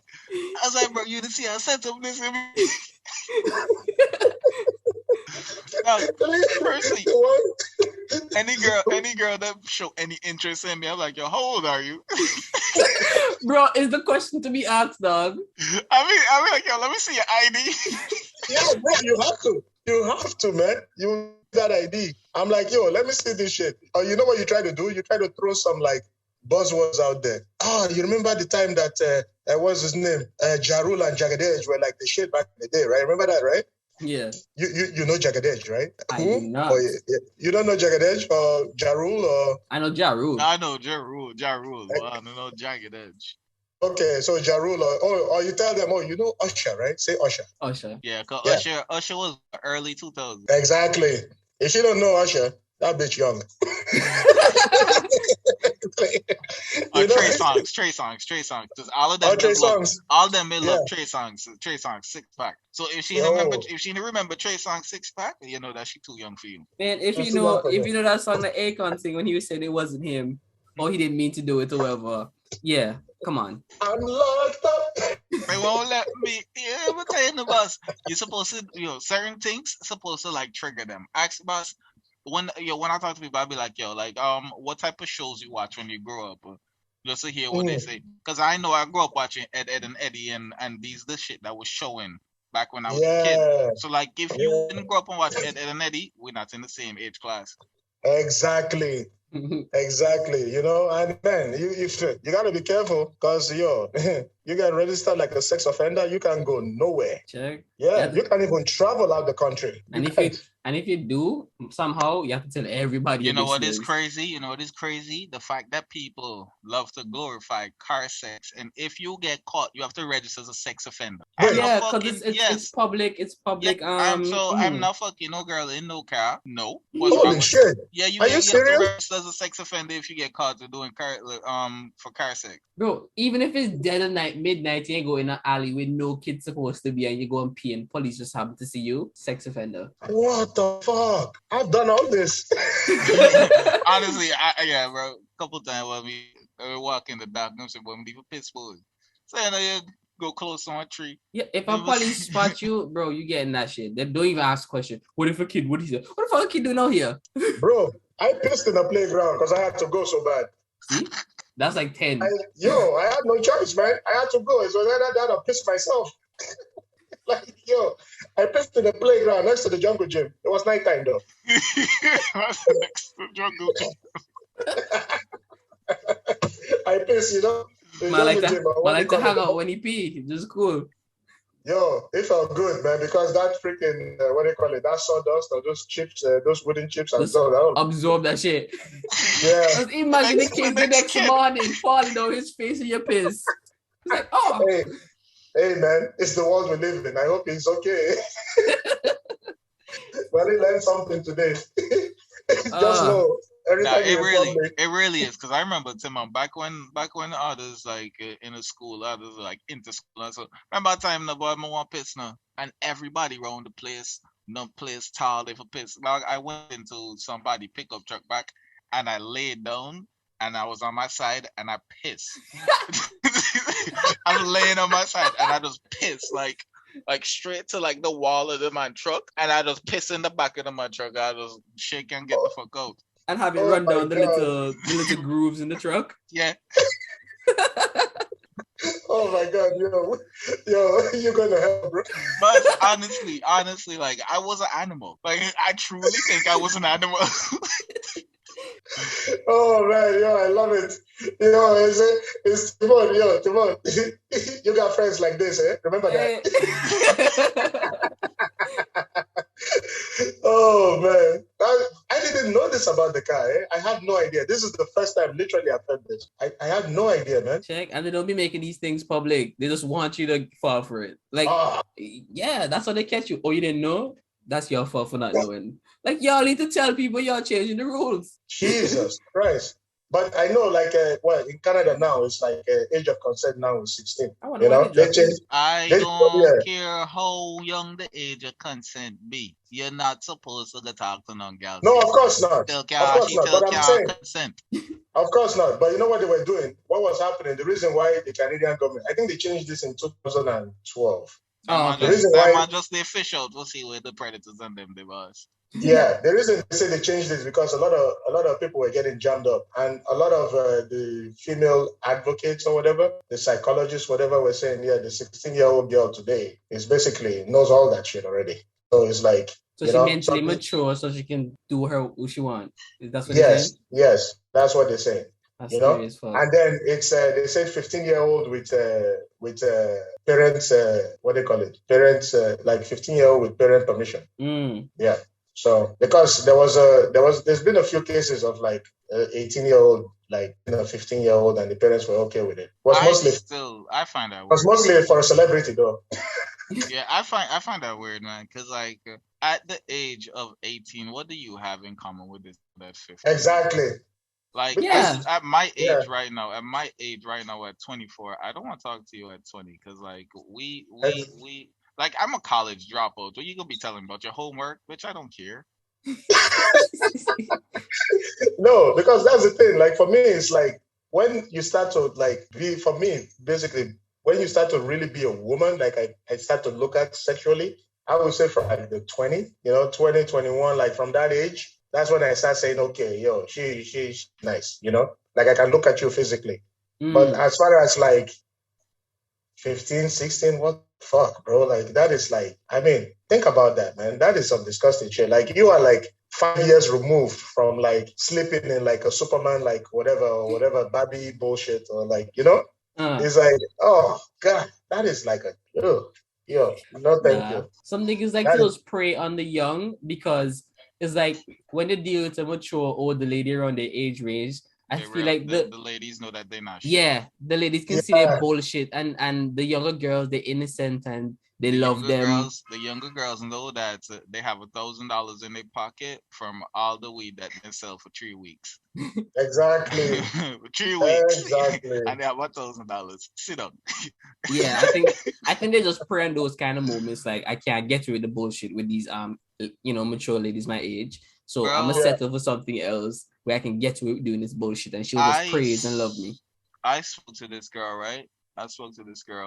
She lost her virginity at 14 to a guy who was 19, and then the guy backed off of her after he took her virginity and said that he like it's wrong or whatever, but he kept her at arm's length, and she stayed there, and she got like hooked onto this nigga, and me and her, like, we sit down and we talk, and I'm like, I don't like to mess up people game or whatever. I'm like, but you don't see the game played? Yeah. Cause like, bro, like a lot of like people, I don't know if it's just because I'm super impartial, why I see everything, but like people just don't like me, and I just don't understand why. Cause she don't understand, like, homie groomed her. Homie took her fucking innocence. Homie put it to the distance, and homie made, like, he stayed and make her feel like they could have something. Right now, like they have their problems, and son still fucking up, and who other girls he fucking, and she just stupid. I'm like, I didn't even want to hear this story no more, because you don't seem like you're learning. I told you what I saw from what you told me, and that wasn't enough for you to wise up. So live your best life. And the problem is because which we say again is like, women have all the freedom now. It's like, even this girl now, if you try to talk to her now, she'll be like, oh, you can't tell me what to do, or you woman shaming and all this stuff. Like all these buzzwords from when they're kids, from 15, 16, their mom has started to fill their heads with all this fucking nonsense, Because if your dad was around, your dad would be like, are you crazy? Like, what the fuck? You know what I mean? It's like, but they fill their heads with all these buzzwords about, oh, you can't tell me what to do. Or you can't even tell a 16-year-old, don't wear that. Like, that is not okay. Don't wear that. It's inappropriate. If you say that, they will woman shame you. In my house, you can say what you want, but like, this is my rules, my roof. I'm gonna go back to that old school mentality and be like, all right, wait until you're 18 or you leave. Because like, I feel like some kids, they need to just also respect the chain of command in the house. And understand that, yes, you want to be free to say what you want, to express what you want, but you have to do it respectfully. And if you don't, there's consequences if you don't. Like, what consequence for them? What consequence does society hold these women to? None. In my because household, if she gets pregnant, that's all. No, but they don't hold these women to account. If she gets pregnant, it's the man's fault. I'm gonna be real, bro, because thinking back of when we were in like high school and shit, the girls that we wanted, right, was the same girls that was out there fucking these older niggas. You know that, right? Exactly. Because they just came back curvy for some fucking reason. Some fucking reason. And then when they used up, hey, big head. when she's been ran through by all these niggas, all of a sudden she wants you to pay full price for used pussy. Okay. Bro, I'm telling you, bro, like, I was 15, right? The first time a girl ever cheated on me, I was 15. She was 15. She cheated on me with a guy that was 22. You see? So, at first I was mad, and then I thought about it. I was like, yo, you're just sick. Like that's just nasty. I looked at it, I was like, that's just gross. Like, and even when they cheat, oh, you weren't paying me attention. You weren't doing this. Yeah, it's you're the reason why I'm here. They don't take responsibility. Oh, imagine. So I didn't pay you any attention. That means I open your leg and put your pum pum on another man, bud. Exactly. They never take responsibility. So when Timon is like, oh, there's consequences, not for them. Why should they? Why? Because feminism tells them you can do no bad. You know? Feminism tells them this. Oh, you can do no wrong. You fight. Love your curves. Oh, you promiscuous. Oh, you're just living your best life. He can't handle a real woman. Man, you fat. Oh, what's wrong with you? Get up. You're lazy. You know? But guess what? When you say, oh, she can have standards, but you can't. Why? So you're saying females don't pay enough attention to their surroundings and what's going on? No, females don't. Society cuddles them. Their whole life. They live in their own world. Yeah. They live in their own. Yeah. Society cuddles them. There is no consequence to any action they do. But guess what? Now that those chickens are coming home to roost, for all the stupid shit they've been doing, they've been seeing that, oh, I can't find no good men. Oh, men ghost me now. Men don't want to pay for dinner. Men don't want to do this because guess what? Men have figured out the finesse. And they're like, yeah, we're not doing that shit no more. Fuck you, you know? I think it was 2 or 3 years ago, some woman said that Nelly raped her. Nelly, no. White shoes, exactly. Nelly. White Air Force, Nelly. Like, find a Nelly. Nelly, what? How the fuck you even meet Nelly? Nelly still tour? So, right, like she said, Nelly raped her some shit. Turns out Nelly didn't rape her. What happened to the woman? Nothing. But his career is shut, you know? Like, that's a stain. That's a stain. Even if it proved that you didn't do it, it does to your name. It's still on the internet. It's somebody's gonna believe it. It's the what it does to your name, it just gonna always be rough. And it's crazy because they don't even need proof. Before they find out proof, what do you call it? Oh, he raped me. It's like they can just arrest you for just what she said. I guess they have to take it seriously. No proof, man. And you know who let them get away with this shit? Man, because we don't fight enough for ourselves. Because you got this Captain Save a Whole niggas out here talking about, I want to experience childbirth. Why? What's wrong with you, bro?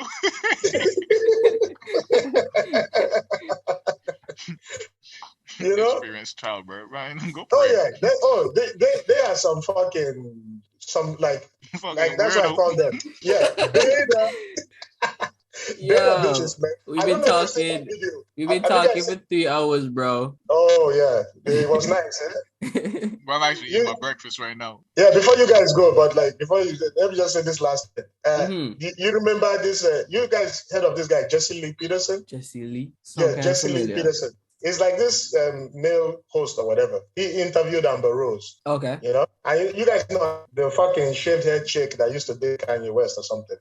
Yeah, Amber Rose. Yeah. So he was interviewing her, and she had this thing called the slut walk. She's like, "Oh, we're getting rid of that word slut." It's like, sure, buddy, you can try it, but okay, whatever. You know. So she had this, the nigga walk. Yeah, exactly. I think they call it the Million Man March, man. So she did the slut walk, whatever. So Jesse Lee Peterson interviewed her. Is like, yo, why did you do this? Like, what is the point of this? Like, are you trying to like say it's okay for a woman to be promiscuous, whatever it is?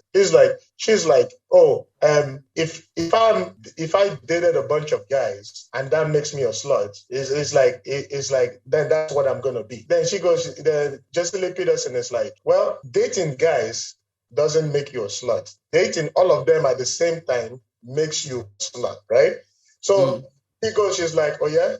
And for the guys, what does that make them? A slut maker. Yo, I seen him say that. I see him say that on because Jesse Lee Peterson is the black therapist on YouTube, right? I don't agree with his politics, but that was funny. Yeah. I only watched the one where he did with DC Young Fly because that was funny. But like I've always seen his videos, but I'm just like whenever I tune in, he's saying some wild shit. I'm just like, nope, not today. Yeah. And when they told him, they're like, oh, why don't you support feminists with feminists? He's like, why should I? It's like, I don't support no feminists. They're a bunch of fat black lesbians. I'm just like, yeah, this guy wild. He's fucking funny, bro. Like, I don't agree with the man's politics, but it kills me. It's like, Nah, you wild for real. It's not like they can't cancel him. No. It sounds like they can't cancel him. Exactly. I think if you live your life scared of being canceled, I think that's a very sad existence. You know, for me, I lean into that shit. Like I say this shit, I don't care in public. You ain't paying my bills. Fuck you.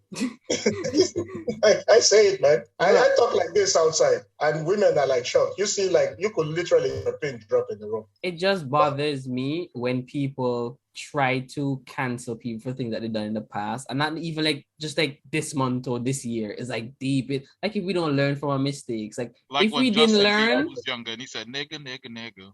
Yeah, if we didn't learn, we'd be the same person we were back then, but we're not because we matured through life. Like we gain experience, we gain wisdom. I'm like, hold me accountable for the things I do today and moving forward. Like, and that's one of the reasons why. And the thing is that, I mean, my politics, I'm left-leaning, right? And I look at it in America and I look at the politics and I'm like, oh my God, like it's something else. And that's one of the reasons I think Republicans in America are constantly winning, because these idiots over there in the Democratic Party, they want to cancel over every fucking thing, you know, which is like the stupidest thing you can do. And a lot of their policies, I agree with, right? Like I see it, but the way they go about this shit with this whole like, oh, he said a woman has a nice set of tits in 1976. Who gives a shit? That was how they talked back then. Let it go. What the fuck? Like, you know? That was the culture. That was what they were doing back then. It wasn't right, but like that nigga did it. Yeah. So what? And you see the guy will come out with a speech. Oh, because of this, I'm going to drop out and I'm sorry about this, whatever. If that was me, I'd be like, I said it. It's what it is. You think? Like, fuck y'all. I'm not going out of nowhere. If you don't want to vote for me because of that, then screw you. I don't care. And they so don't want to understand. That's another thing. It's like, I said you're wrong. I need to get canceled. I don't care what your reason is or your explanation. I need you out. Like, why you so? What this man do you? What this woman do you? Like, why are you so adamant to get them out? Because like you already made a lot of examples. Like, I got 15 years of schooling plus my public service and everything I've done right. Bills have passed and everything. And then some pink-haired fat feminist is going to tell me that I should quit my job because she don't like the way she feels. Fuck you. Eat a dick. You know? It is what it is, man. Yo, you are right. We speak for 3 hours. How long? We started at 10, right? Yeah. Is this the longest one you guys have done? Nope. No? No. Oh, no, we had times where we just sat down and just talk. Yeah, we just talk, man. That's what it is. You just keep it raw, real, random. Just talk. Yo, that's amazing, man. You guys have I like this platform you guys got going on here. It needs to be had. This conversation, it really needs to be had. I think, you guys, you put it on Spotify? Yeah. Oh, that's beautiful. Because I think a lot of young men need to listen to this shit because they are just, they've lost the plot. I tell you that much. And they don't know their worth. Yeah, no, they don't. They don't know their worth. Why should they? Because they're raised by some single black mother who hates men. You know? Like, and you see them, oh, he ain't shit, blah, blah, blah. Neither are you. Vagina like a wizard sleeve. I'm really trying to get some of my other friends on, but like they're like, I don't have nothing to say. Oh, I'm not ready or prepared for. I'm just like, yo, we just talking. Don't worry about who won't hear you. I really don't understand why people are scared to talk, man. Because just be yourself. It's just us talking. Don't worry about who else gonna hear you later. It's just us, you know? Yo, Timon, see how we're talking now, right? Think about it. You guys are saying what you feel, what you know to be right. You being a man, just what you are. But because of society are so brainwashed motherfuckers, they can't do it. Like, even we talking today, there's a lot of things that y'all, believe in and I don't, and we clash. Yeah. But it's like, it's not going to be a problem because I understand that's what you believe and I see where you're coming from. Oh, no, you come to our side. Give it time. Don't worry. Give it time. We're not making our differences become a problem because some people be like, oh, you said what about this? And then for the whole conversation, they don't like you. They're sticking with that one thing that you said and they're like, I'm going to prove you wrong. Like everything you say is true. I'm like, why? People can have their own opinion and you just get along to like disagree to this, agree to disagree. Yeah, it's the society we live in. For example, right? We talk about like, if you look at this whole thing about the vaccine, right? So for me, obviously, my daughter is like going to be daycare and all that stuff. So obviously, like we all know, you have to take your measles, your fucking polio, your mom's rubella. Like we all know you do this because like that shit kills, right? Like we know that, right? Mm-hmm. But listen, I've been fully vaccinated, right? For COVID. I took it. That's fine, right? It was my choice. I did it. My wife did it too, whatever. So the thing that gets me is this. Oh, why are these people not getting vaccine? Oh, why are black people not getting vaccine? And I say to them, I said, have you heard of something called the Tuskegee experiment? Have you heard of how black people have been used as guinea pigs for fucking modern medicine for years? Like, do you not see why a huge section of black people might not trust Western medicine? The Tuskegee experiment. The Tuskegee experiment was the one with like syphilis or some shit like that, right? Yes. Yeah, okay. No? I don't remember it, but I remember some of this shit. They were injecting black men with fucking syphilis and shit, and saying that it was a fucking vaccine or something like that. And see how it circulates in the community. Yeah, and so this is the kind of thing. They've done other experiments. Like before, this modern medicine was done all on the back of slaves. Like if you're talking about the what they call it, antibiotics, the protein that they use to synthesize it, to use it. The antibiotics that floats around the world came from one black woman. And you guys can actually Google that, you'll see. The woman was found to have like strong antibodies, and they basically just used that. They harvested that for decades, man. So you said the descendants still getting paid? Or you heard about that, right? They were taking these antibodies from her. Then after she died, they wouldn't even give up her body. And descendants just got her body back like 2008 or something, And this is the fucked up thing. It's like, and then you can understand why black people don't trust medicine. Like, what the fuck? And the thing is, just get over it. That happened so long ago. Like, what? You see? You see? Like, you talk to people from America, even black people from America, and you say to them, it's like, they're like, why black people this way, whatever. I say, do you understand that as a black person in America, you literally just got your freedom like 50 years ago? Like your full rights, literally like 50 years ago. We're talking 250 years of slavery, another 80-something years of Jim Crow, another like 40-something years of redlining and housing discrimination. Then, after the freaking passed in 1968, which was the Voting Rights Act, that was still another fucking 20-something years before they still were able to realize their right, because the banks were still doing redlining and giving home mortgages to only white people for a long time. Shout out to Philadelphia, the first city of free slaves. Yeah. That's true. So, and it's like all this shit. And then you say, we know the government, we did all this shit, but no, trust us now. And, we're doing it well now. We're doing it well. We're not going to fuck you up this time. Then you give the Japanese reparations. You give the Chinese reparations. Then black people say, okay, where's our reparations? Why? Why should we give it to you? And then you guys, some black fucking people on TV, fix their stink mouth and say, oh, no, we don't need to. If you're going to give reparations to the slaves, you should give reparations to the slave owners too. My God. The slave owners already got their reparations. They did. And this is the funny thing. A black person said this on TV, Larry Elder. He literally said this shit on TV. I couldn't fucking believe it. I was like, man. Well, it's American politics. Yo, y'all can hear this firehouse in the background. Oh, yeah, no, we heard it. Yeah, the shit's annoying, bro. At least you don't have a dog, because that shit would have been making noise, too. Oh, bro. Yeah, sorry about that, man. This fucking guy, he's a Doberman. So, you know how they're very territorial and shit. No, I get dogs. I'm not a dog person. I really want a Doberman. I've always wanted one. Since I was younger, and I saw it, I was like, yo, why does dog stand up like this, bro? Like, it stand up so stout. Like, it have so much confidence. This dog look at you and say, like, you know what? We are the men in this house. Y'all live with the dog, not the dog live with you. So I always wanted one, but I don't like cats because one pussy in my house is good enough. Hey, I love cats. I love cats. These things entertaining. No, I don't like them. They're very sneaky and shit. That's what I love about them. They have a personality, man. It's like I'm living with my enemy. Right now, I just said I love cats. My cat's on the what is this? It's a scratch and pull. They have a bed at the top. He just the scratch and pull. Yeah, he just on top of the bed and the scratch and pull, just looking at me now. Check. They won't fight now. They won't throw hands, but they know. That guy don't give a shit about you. If you die tomorrow, he don't care.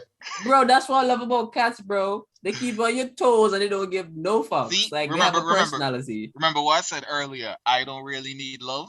I like to give the love. So I'm cool. I'm cool if the cat don't love me. I am completely cool if the cat don't love me. Like, I love you. That's what matters. But you see, my dog, right? I'm walking down the street, and it's like there was this pit bull that was being a little bit aggressive or whatever. And pit bull tried to come at me. My dog literally fucking almost ripped the pit bull's ear right off. Because, he was like just on it. Like, yo, hell no. You understand? He like protects his family, like my wife, my kid, like he's like protective. He sleeps in my kid's room, watching out for her. Like she could pull his ear, she could like bite his nose, whatever, he don't care. But if that was a cat, he would scratch your eyeball out, because cats are mean fuckers, man. You see, and you heard about that thing when they did the researchers talked about like if a cat was bigger than you, it would eat you. Oh, definitely. Yeah. If house cats were any bigger, they're dangerous. Yeah, they eat you, bro. Yeah, because they are apex predators. Like, they are apex predators, bro. Like a cat is the most dangerous animal out there. Like, bro, if a cat was the size of a hippo, the world done. Decimation. That's it right there. But we got something pretty close. Lions, tigers. Nah, they weak, man. They soft. I see a leopard. Wait, let's say look a while. They kind of soft. A tiger? Oh no, not a tiger. Sorry, I heard lion. Lion is soft. Lions soft. Yeah, lions kind of soft. What? Like, bro, I've seen like a jaguar run up a tree for some monkeys, right? Up and down, and then the boy do a backflip when the monkey jump over his head just so he can catch it. And this man said, "I don't care if the ground gonna kill me. I'm killing this monkey." That kind of dedication. Those same jaguars, because the jaguars they love water. They can swim. And they hunt like smaller crocodiles, like alligators and caimans and shit. Like they hunt, then that's wild, bro. And they pull their shit up in a tree, dog.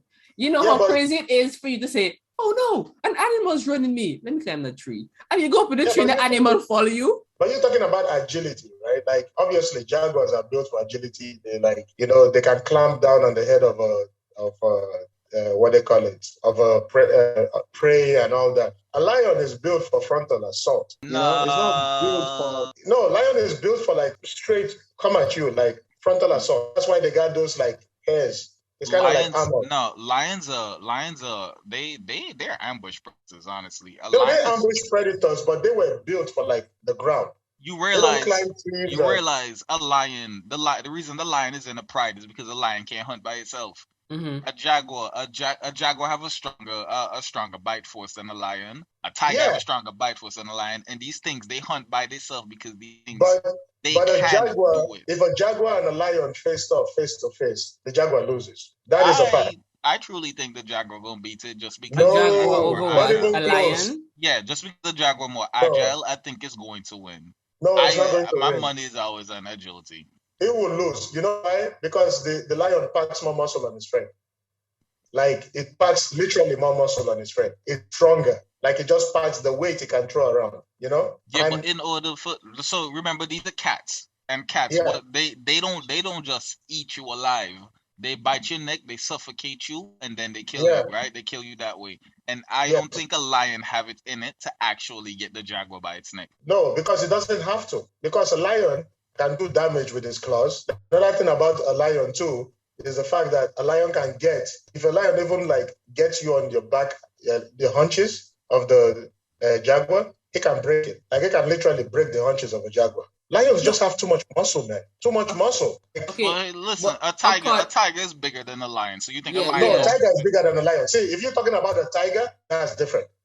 And tiger is all muscle. No, we've seen in the zoos that tigers fuck up lions. We've seen that shit. Like it shows it. Like tigers fuck up lions. 1-on-1, the lion goes like, "Fuck, this ain't for me." We've seen that. But a jaguar, not a chance, bro. Like it's just. It might have a stronger bite force. It's kind of like this, right? Manny Pacquiao might hit harder than Deontay Wilder, but Deontay Wilder is bigger, longer reach. If he gets that one hit, it's over. It's over. But if we talking in the same exact way that you're saying, right? Because people speculate that a grizzly can be a polar bear, and a polar bear is bigger than a grizzly. A polar bear have more muscle and everything, but they still nobody says a polar bear. If you ask this biologists, they talk about how really aggressive, like ridiculously aggressive. Yeah, like, aggressive. Polar bears are like, bro, we live in Canada here. Those motherfuckers are like close.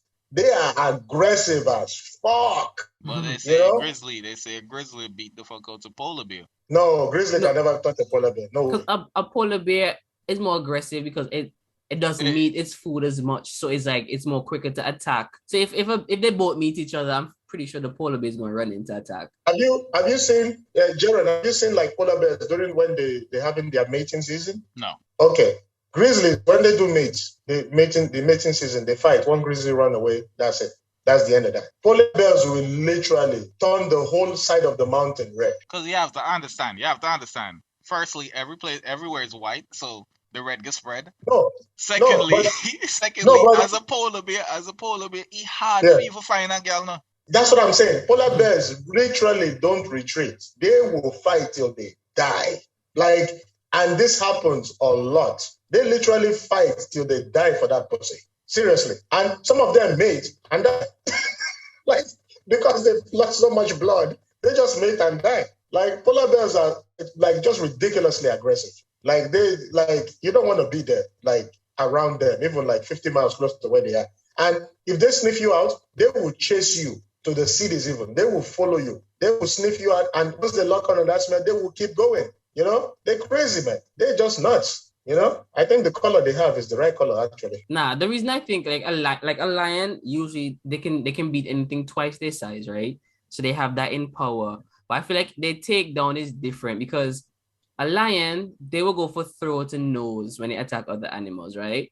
And I think jaguars and so they go for piercing the brain. They go straight for your head and crush it because they know their jaws about that life. Yeah. And then when they're done, they drag it back because I think they habitual eaters, they have a specific place where they like to eat food. So they'll drag it for however distance and they have to defend themselves against whoever prey trying to steal their food. Take it back there to a tree or something and eat it. I feel what Jack said, he's right. Pound for pound, a jaguar is the strongest. If you're talking pound for pound, right? Okay. A jaguar is the strongest. But the thing is that we're not talking pound for pound here. We're talking size matters in a fight, And this the what do you call it? The lion just has size on his side. Is a jaguar a better fighter than a lion? Absolutely. Yeah. What jaguars do, jumping off a tree to a fucking rock and backflipping out, god damn. This shit they do, jump in the fucking water, pull out a crocodile and eat it. God damn, Yeah, that's some wild shit. Why you going into that man turf and say you gonna kill him? Yeah, you literally swam. You went in there and grab, But the thing is, it's kind of like we say, okay, pound for pound, Terence Crawford is the best boxer in the world. But he can't fucking beat, Anthony Joshua. Anthony Joshua is bigger than him. It's just bigger. That's the thing, So but we say pound for pound, everything being equal. If a jaguar was the same size as a lion, oh yeah, the jaguar will kill him. Oh yeah, definitely. Yeah. Yeah. But because the lion have the size advantage, it will fuck up a jaguar. Yeah, but it would be a hard fight. My money's still on agility. My money's still on agility, man. Agility can only take you so far, bro. Even if your bite is strong, you can get in to bite me. If I catch you, you're dead. Yeah. But once I catch you, you're dead. Yeah, bro. That's what it is. It's literally kill shot for kill shot. So it's who strike first win. But the lion has more tools, and the lion also has armor. Mm-hmm. It has armor, it's the muscles that it has. That's that kind of makes sense because they remember they go in for next. The lion have the mane, and that kind of obscure. Yeah, they deal different, man. It's tanky. So the jaguar use too much resources to kind of wear down the lion, and that lion just waiting for a good swipe and a bite. Like when those lions attacking those elephants and they jumping at the elephant neck and they holding onto the elephant neck, bro. Mm-hmm. That shit is wild. But I would rather get attacked from a lion than a pack of hyenas or wild dogs. Definitely. Oh yeah. They eat you alive. Yeah, that's true. I laugh in your face. To, get exhausted. Imagine you getting eaten alive and this thing laughing in your face. I'd be offended. More of them come in and just say, ha ha ha, nyah, nyah. Bro, since I saw a picture of a hyena, bro, I really want to know. I want some exotic pets. I know why I'm not rich now. I know why I'm not rich. Because I'd be smuggling animals into the U.S. I would smuggle animals into the U.S. In my house, you can see kangaroos just jump around the place. These hyenas and shit. Now, I'm telling you. If I hear you ever win the lottery, I'm sending the police your way. What are you, a Dubai prince? Because No, I love hyenas for no reason. I hate those fucking animals. I want to see one in person. Bro, I saw one on Instagram and that shit look beautiful, bro. Oh, I have. Hyena, the beautiful, and it was strong. Hyena, the females have the dick. I told them that. That's what he was saying last night. The women, they rape the men. The women rape the men. Emasculate them. I don't know how that's possible. Like, what you throw the other hyena on the back? Bro, they have some big clits and they rape them with the big clits. I don't know how, but they do it. They said them hyenas doing them Kegel exercises on the hunts. Okay, that's the thing. But we are mammals, right? So for us, it's like mammals, the male has to be bigger than the woman. It's called sexual dimorphism. So there's five bitches out here, like, talking about, oh, I'm a prize. For who? So, but that's the thing. For McDonald's. Yeah, hyenas are like, the female are twice as big. They got like a big, they rape the man and all this shit, So I've seen them in person. I hate that animal. Like, it's just, it's like a mashup of everything. Probably fuck their own mother too. They're closer to mongoose than like dogs or cats or anything. Yeah. And then they shaped weird. They have like a kind of longish giraffe neck. Their body, their front two legs are longer than the back legs, so they have this weird shape. Like, bro, hyena is just such an interesting looking animal, and I want a hyena. And I told you, Tim, I've been telling you this since we were kids, bro. I am going to get a hyena. You better move somewhere that have hyenas, because I don't think you're gonna get to cross the sea. You better move to like fucking Texas or something. Bro, if people can smuggle people and like sex traffic, it is definitely possible for me to get a hyena in the United States. If sex trafficking is possible, then it is possible for me to get a hyena. Hyenas don't understand. Be quiet while I'll shoot you in your face and kill your family. They be like laughing at you when you say all that shit. Like, you can't get them out of control. I just have to get it from a cub. If you get it from a baby, bro, I can probably convince somebody stupid that it's a pit bull. Okay. Baby, well, this guy was a real hyena, man. You're gonna end up eating all the neighborhood dogs and shit, bro. Like, what the fuck? If my hyena gets when they start wild out to start eating people, I don't know. Like, whoa, like, what's that animal? That's really it. It's fucking Mufasa Sergeant. It's fucking, like, I took my dog out for a walk like a few months ago.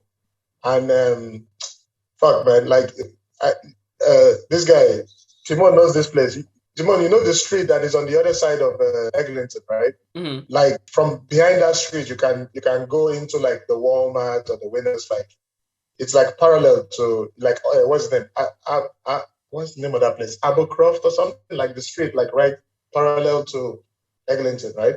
It's all, like, fucking fields and shit. They play cricket on that side. Yeah. Next to the Walmart. Yeah, I know what you're talking. Yeah. So so Jared, it's like a street that is like basically just it's like, how should I put it? They built that street to be able to access all those big stores, right? So I was walking with my dog, and you know what we ran into? A fucking coyote, bro. Bro, I told people I saw one the other day, and they're like, "You didn't see a coyote in Toronto?" I was like, "Nah, I saw one." Yeah, we ran into a coyote. The coyote was like coming, right? Because he didn't see me because I was standing. My dog was like peeing on the tree, whatever, facing the other way. And then the coyote was like coming towards me. And as soon as my dog like turned around and saw the coyote, it's like a switch went off in his head. He fucking just lost it. Like, I'm talking like lunging at it, like this. Like, as soon as the coyote saw the dog, he ran like a pussy. You don't want no smoke? No, but you see, if there was like 5 or 6 of them, it would have been a different story, But by itself, he ran, man. And my dog, like, the whole hair on his back, and and my dog was like bigger than it. Like, they were about the same height, but it was like he carried more weight, like, to his frame. Animals know the size. They yeah. For them, animals, they know size. Size matters, man. Size matters. It's like if you're fighting a guy, I'm 5'9". If I'm fighting a dude who's 6'1", you think I'm gonna stand on the outside? I'm not an idiot. It would like pick you apart with that reach. You know, you got to get close so that, you know, because you're less likely to get little blows closer to a tall guy because the guy he's looking down at you. He has to like gather from the bottom up. Like it's tougher for him. He can't get that arc in the punch. Like he can't really swing it. But, you know, if you're a short dude, like don't even. And if you're a tall dude, you got to keep a short dude at bay. You got to keep him far away from you. You know, you can't let him get close. So there's different things, you know, and animals, they see all this shit. Like they can make the calculations in their head because for them, it's all about survival, right? So like that's why, you know, even a hippo, not a hippo, no matter how tough it is, this is an elephant, it fucking runs, you know? The only natural predator of a hippo is a older and bigger hippo. I was like, wow, that is wild. Yeah. And that's why when I die and I reincarnate, I want to be a hippo. No, you don't want to be that. First of all, that man shit like a sprinkler. I want to be a hippo. I want to be a hippo. Let me tell you, I go find my way in society. I'm gonna walk up to people building and just sprinkle shit just all over the place. All right, let's end on that note.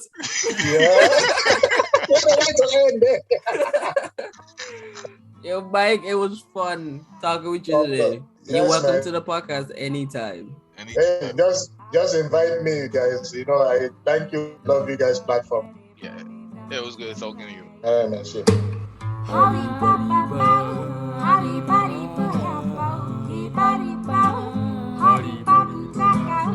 Darling, darling, darling, please.